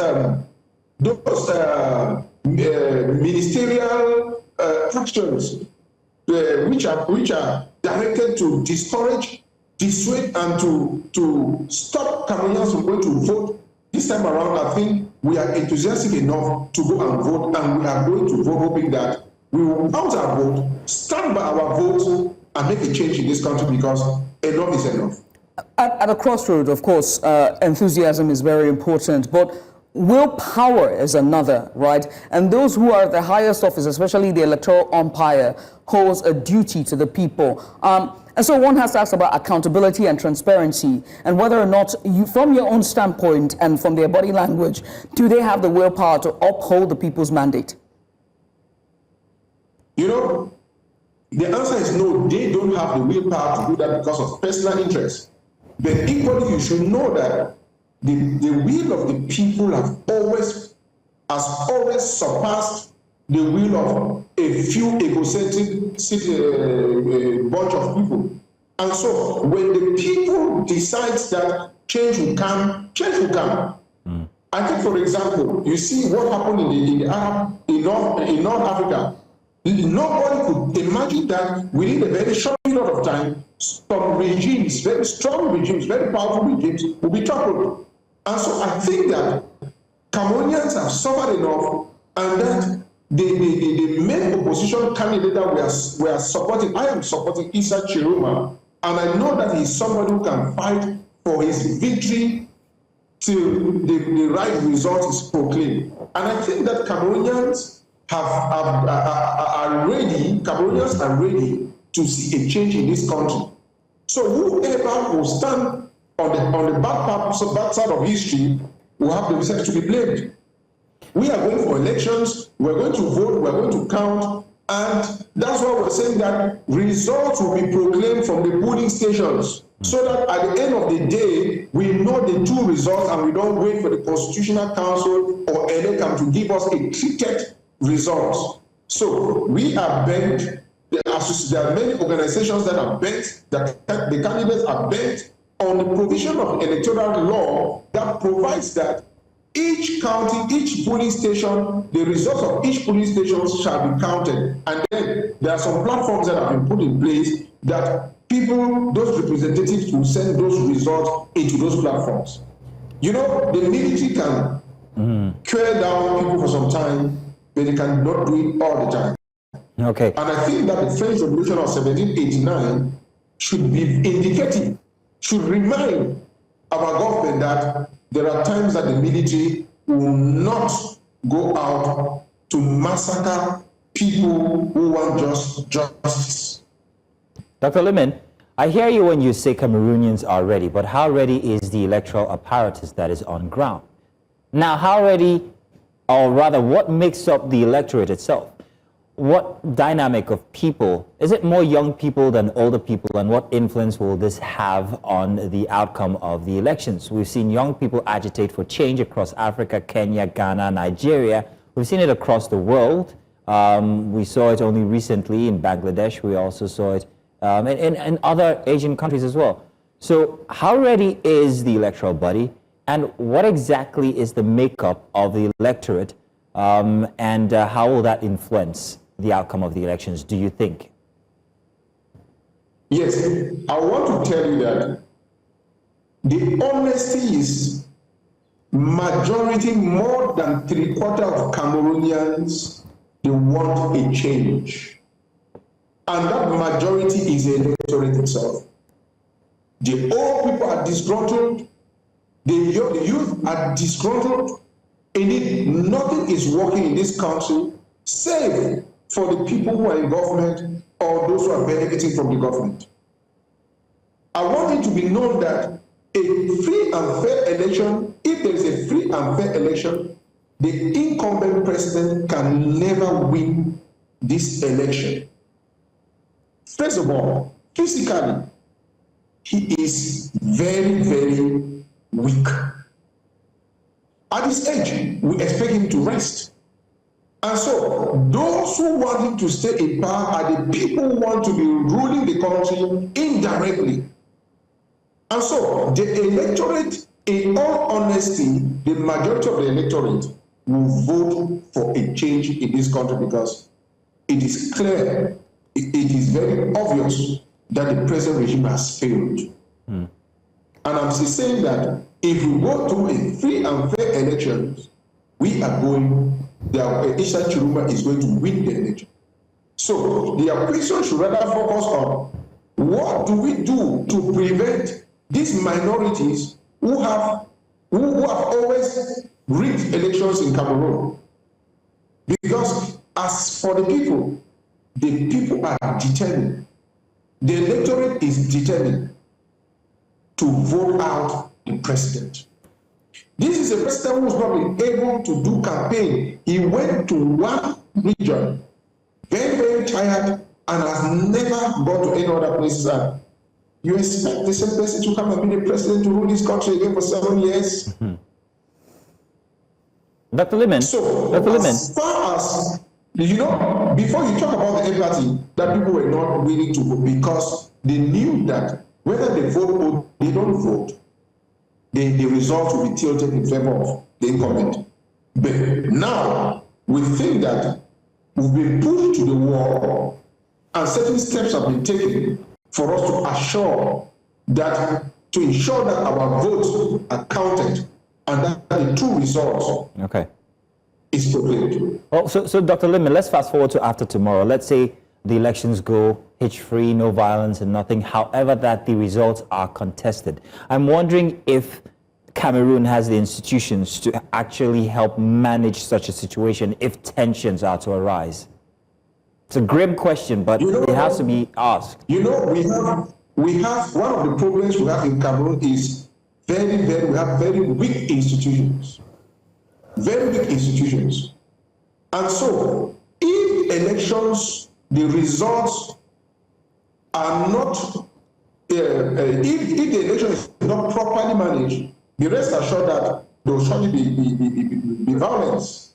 I am not praying for that, but it is, you can read that in the minds of everybody who is anxious for a change. And of course, if there is violence, the government has shown us in the past how they quell down this violence. By who would be at the forefront? Who would be at the forefront of such an action if there is violence? Which group of people would it be? Well, they act indiscriminately. They send out the military, they catch, they arrest everybody on the street. If you are found on the street, they arrest you. So it is a regime backed by intimidation. It's a regime which uses intimidation as the weapon to quell down the people. But as I said, election is a time for people to decide. They should allow these people to decide and let them proclaim the results as the people have decided. And then I want it to be very clear that you cannot keep people under pressure, under terror for all their lives. There is a saying that when you push somebody to the wall, of course, when you cannot go further behind, the person will come in front. And so there is that possibility. There is a possibility that we will have social unrest. Remember, in the Northwest and Southwest, in the Anglophone regions, there were these grievances that with the Anglophones are pretending, which were not resolved. Livy didn't know that was going to turn into a full-blown war, like what we have. So if that could happen in Anglophone Cameroon, why don't they think that it could equally happen in Francophone Cameroon? We don't pray for that. We just want that the rule of law should prevail. We want that people should vote, participate in counting the vote, and proclaim the results. And that we don't trust our institutions. We don't trust our institutions. Our institutions are fabricated to maintain the present president in place. That is the truth. Yeah, Dr. Liman, I wish there was enough time because I was going to ask about whether that trust deficit also extends to international observers who will be observing the election and the process and give their assessment afterwards and what it would mean for electoral reforms in the nation and for its future, the political future of that nation. But I must say thank you. All eyes are on Cameroon, and will this be the end of a long era when it comes to leadership? I want to say dictatorship, but at this point, journalism. Dr. Liman, thank you so much for coming on. We appreciate you for doing this. Well, Dr. Liman joined us to give us insight as Cameroon guest for the presidential elections tomorrow, Sunday, 12th October. Thank you. Pleasure. Let's go go for a short break, shall we? When we return, we'll switch gears to extra special sexual allegations or sexual assault allegations against charges against trailblazing Afrobeats collaborator, that's DJ Tim Westwood. After the break, stay with us. For the morning here on Breakfast Extra, veteran British DJ Tim Westwood, long celebrated for promoting hip-hop and Afro beats, now faces a serious legal reckoning. He's been charged with multiple counts of rape and sexual assault involving 7 women, with allegations spanning over 30 years from 1982 to 2016. Westwood, once a major gatekeeper on BBC Radio 1 and a supporter of African artists, had previously been accused in 2022 a Guardian investigation of exploiting his influence over young fans and emerging talent. Now, these fresh charges have revived wider debates about abuse of power, consent, and also responsibility within the music industry. Now, as the case unfolds, it raises urgent questions. First, how does an industry celebrate cultural champions while confronting alleged misconduct? Another question is, Westwood denies all claims, but this moment forces a deeper look at how victims are heard and protected. And so joining us to give us a bit in-depth analysis on this is Kelechi Okafor. She's an author as well as a social commentator. Kelechi, it's good to have you on the program this morning. First of all, I would like to start, by this story has just reopened old wounds from 2022 with that revelation with BBC and Guardian, the investigation. When this first investigation broke, what does this new charges signify for the ongoing conversation around accountability in music media? It's definitely a step forward. I think it feels like vindication for so many people who for years have been speaking about Tim Westwood's alleged behavior. I can think, that's the actual cultural thing, that I can't think of any young black woman who, grew up in around like the 90s to the early noughties, who doesn't have a story about Tim Westwood, about going to a club, going to an event, and some of the weird things, predatory things that he would say to the young women in that audience. And it's a shame that this is now, that we're only just being heard. Like, how long does it take for black women, young black girls, to be heard when they're saying that this person is a problem? But as you mentioned, he was a kind of industry juggernaut. And so you had black men kind of justifying his behavior to a certain degree, saying, I'm sure it wasn't like that. Why were the girls there in the first place? And he's done so much for the culture. He's brought so many people in the industry, almost as if it's enough to trace black women and black girls' bodies in order to have some kind of recognition on the world stage. So, Kelechi, do you think that this is going to cancel everything that Tim Westwood has done or been known for? He's big on Afro beats. He's brought it to the mainstream when it comes to the world knowing what Afro beats is. Do you think this erases his legacy? I find his legacy, if you're speaking with me personally, I find his legacy a bit laughable. I think it's the epitome of white privilege, in the sense that there are other more conversant, talented DJs who have a better ear for music, to a certain degree, arguably, who didn't get the shine because he had taken over so many aspects of it. It's almost as if our culture can only be acknowledged, can only be enjoyed, can only be accepted when it's presented by a white person. So what is his legacy really? A form of neo-colonialism, a form of cultural appropriation?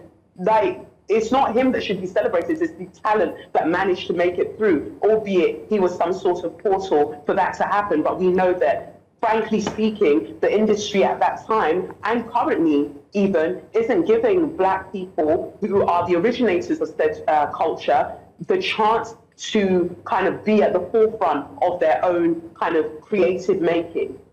Right.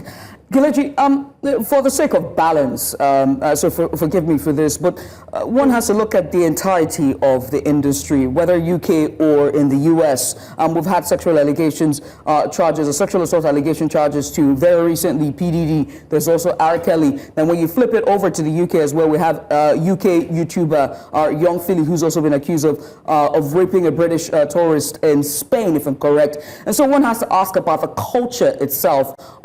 Now, this allegation against Tim Westwood is from the 1996 all the way down to 2016, and one can only wonder how much more have slipped through the cracks. What does it say about mainstream media or the music industry or entertainment industry and what's happening behind the scenes that we don't know about? Thank you so much for saying that, because it is about balance, and I love that you mentioned that, because look at the ages of the black men that you've mentioned who are being held to account. Tim Westwood was born in, I believe, 1957. 1957, he's 60-something years old, and only now is he being held to account. When we think about Harvey Weinstein, he was held to account in his later age as well. The young men, they are being apprehended, they're being held to account, they're facing justice much relatively earlier on than the white men who were doing these things. Across the board in entertainment, I would say as a society as a whole, we have a culture of misogyny, and they have been able to, regardless of race, regardless of age, get away with these behaviors for so long. And actually, when we're talking about Tim Westwood, there are allegations against him dating back to 1982, before the fall of the Berlin Wall. There are allegations against this man. The ones that were taken, I would say, more seriously have come in the time frame that you've mentioned, but actually it's been since 1982. How has he been able to get away with it for so long? We also have to look at the BBC specifically, because the BBC have issues with Jimmy Savile and how he assaulted and molested young women. Then we have Hugh Edwards, who also has allegations against him with child pornography. So why is it? It feels like, arguably, the BBC, one could argue, is a breeding ground for these predators. Is it just the BBC itself? I'm sorry to cut you there, Kelechi. Again, just for fairness, is it just the BBC, or should employment or the companies that they work for also have some legal morality at stake, or should they also come onto that umbrella when it comes to pointing fingers or who's to blame? Because it's not just the BBC. Harvey Weinstein is one. PDD worked for companies and we've seen stories as far back as the 90s as well. So let's just throw BBC under the umbrella, but also companies who have these persons under their employment. Definitely. I think that employers should be held to account, because they are, in a way, how these people manage to attain power and to maintain power. Because when when they are being booked for certain things, when you are hearing of Tim Davies, who became head of the BBC specifically in 2020, said that he had no recollection, he couldn't find any proof that complaints had been made against Tim Westwood when he went to look. But I know for a fact that that's inaccurate. There were complaints made, and so when we think about these companies, they go to cover their own back. Global as an entity that own Capital Extra, they were made aware of Tim Westwood's allegations and they still hired him. So I think, are these allegations being taken seriously enough? That's the issue. Is it so that misogyny is so pervasive in our society that it's merely seen as, oh yeah, they have that against them, but it's not a big deal? What will it take? What will it take for these companies to take the safety of black girls and women, of women across the board, seriously? So Kelechi, are you saying that these networks should also be held accountable? Should they also be included in the suit? I believe so, because they were, to some degree, aware of these allegations here and there. They should be held to account. I think it's the only way that we're going to be able to shift the culture. As we say in modern culture, money talks. If we don't affect the money of the companies who are letting these people work for them, then nothing's actually going to change. They're not feeling any repercussions. They're not being held accountable, and they should be. I think we also need to talk about power imbalance as well, because one of the things that we're seeing is that the survivors describe being exploited under the guise of, career opportunities. So we've also been pushing equity and more gender equality for positions of power. Are we ever going to see a power equity when it comes to media organizations at high-level positions, whether it's music, film, or television? I hope that we will. I see more women, working in the industry. But as you mentioned, no matter how many women we actually have working in the industry, where does the power reside is what we need to ask ourselves. And also, is there a thing of the women, some women, not all, some women who make it into the higher echelons of these networks and these industries, they are also harboring misogynistic sort of ideology, so they perpetuate the very thing that we should be getting rid of. So regardless of gender, the culture of misogyny needs to change, regardless of whose body is carrying it. Well, as we wrap up this discussion, I do have to just talk about Afrobeats itself, right? As we're talking about music, we're talking about, where the power lies, and, one has to talk about Afrobeats. It is gaining so much ground at this point. One has to say it has its own space at the table when it comes to international and global recognition and influence on pop culture itself. What do you say, or what do you think will happen in the next 10 years when we look at our artists and the managers? Are we going to see more stories? Do we need more accountability? Should there be transparency? What is your call to action to the Afrobeat industry? I think when it comes to the Afrobeat industry, I think we need to start taking accountability for the ways in which we perpetuate damaging narratives. I remember a time on Twitter when two well-known Afrobeat artists were arguing with each other, and one was saying, well, I know that you sexually assaulted this person, and they said, yeah, but didn't you sexually assault this and that woman way back when? And their music is still doing well. One of them in particular continues to grow in terms of popularity. So even when this is playing out in front of us on social media, I think we as consumers, as listeners, we're not taking it seriously enough ourselves to say, actually, when we hear these things, when these men are arguing in front of us on social media about the women that they may or may not have sexually assaulted, what are we doing about not letting them have any of our money going forward? We control the narrative, and I want for Afrobeats to be respected, continue to be respected globally. But for that to happen, we need to understand that there are certain things that we should just not allow to be pervasive in our society and in our culture. Cancel culture. Finally, as I let you go, Mazzino raised it here, my co-host raised it here about cancel culture and whether or not we can separate, the art from the artist, and, what it means for legacy. For Afrobeats, cancel culture, legacy. Let me also put something in there, Judith. The fact that Afrobeat actually is suffused by this culture of sexuality itself. One might argue that that's just the environment you find yourself, and argue about the allegations that are being made against Tim Westwood. So what do you say to that? The culture in itself of sexuality when it comes to Afrobeats or music generally? I think that sexuality is only enjoyed, it should only be celebrated when it's consensual. And the songs that are being made aren't talking about, for the most part, they're not talking about non-consensual, sex or intimacy. They're not doing that. And this isn't just something isolated to Afrobeat. So I wouldn't want for us to hypersexualize ourselves through through the white gaze, through the white lens, because there is a hypersexuality that's kind of inflicted upon us, and that shouldn't be part of our legacy. But when we talk about cancel culture, I argue controversially that cancel culture doesn't actually exist. I can't think of one person really that has been successfully cancelled. The fact of the matter is there'll always be an audience for these performers. For the most part, what we're actually talking about is accountability, and we should not separate the art or the artist from accountability. Kelechi, thank you. We appreciate you for coming on. We thank you so much for your insight. And this has been quite an important discussion. It needs to be had as we continue to, grow our influence when it comes to Afrobeats music and African music on this part of the continent. Once again, thank you, Kelechi Okafor. She's an author and social commentator. And congratulations on the books again. We can't wait for you to come over to this side of the world for your book tour. That's pretty much how we wrap up this discussion. It's been 3 hours non-stop. It's been back to back. I don't think I've left this chair. Mazino's left this chair. Okay. So that's how we're who's done the most work is by who's sat in the No, chair the it's longest. and what I mean is my mobile back is You have your me. day today, I'll have mine next. Yeah. Luckily. Thank you very much for being with us since 8 a.m.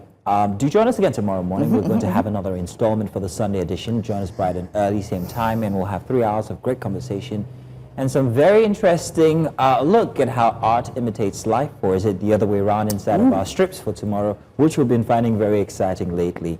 Yes, so join us Interesting then. times. And also don't forget that tomorrow will be Cameroon's presidential election, a very decisive election for the nation, and we will definitely be covering everything bit by bit live, so join us for all the live updates. We'll be back 8 a.m. tomorrow, bright and early, Sunday. Make sure to bring your tea and your preferred beverage. There we go. Until we see you then, bye for now. Bye-bye.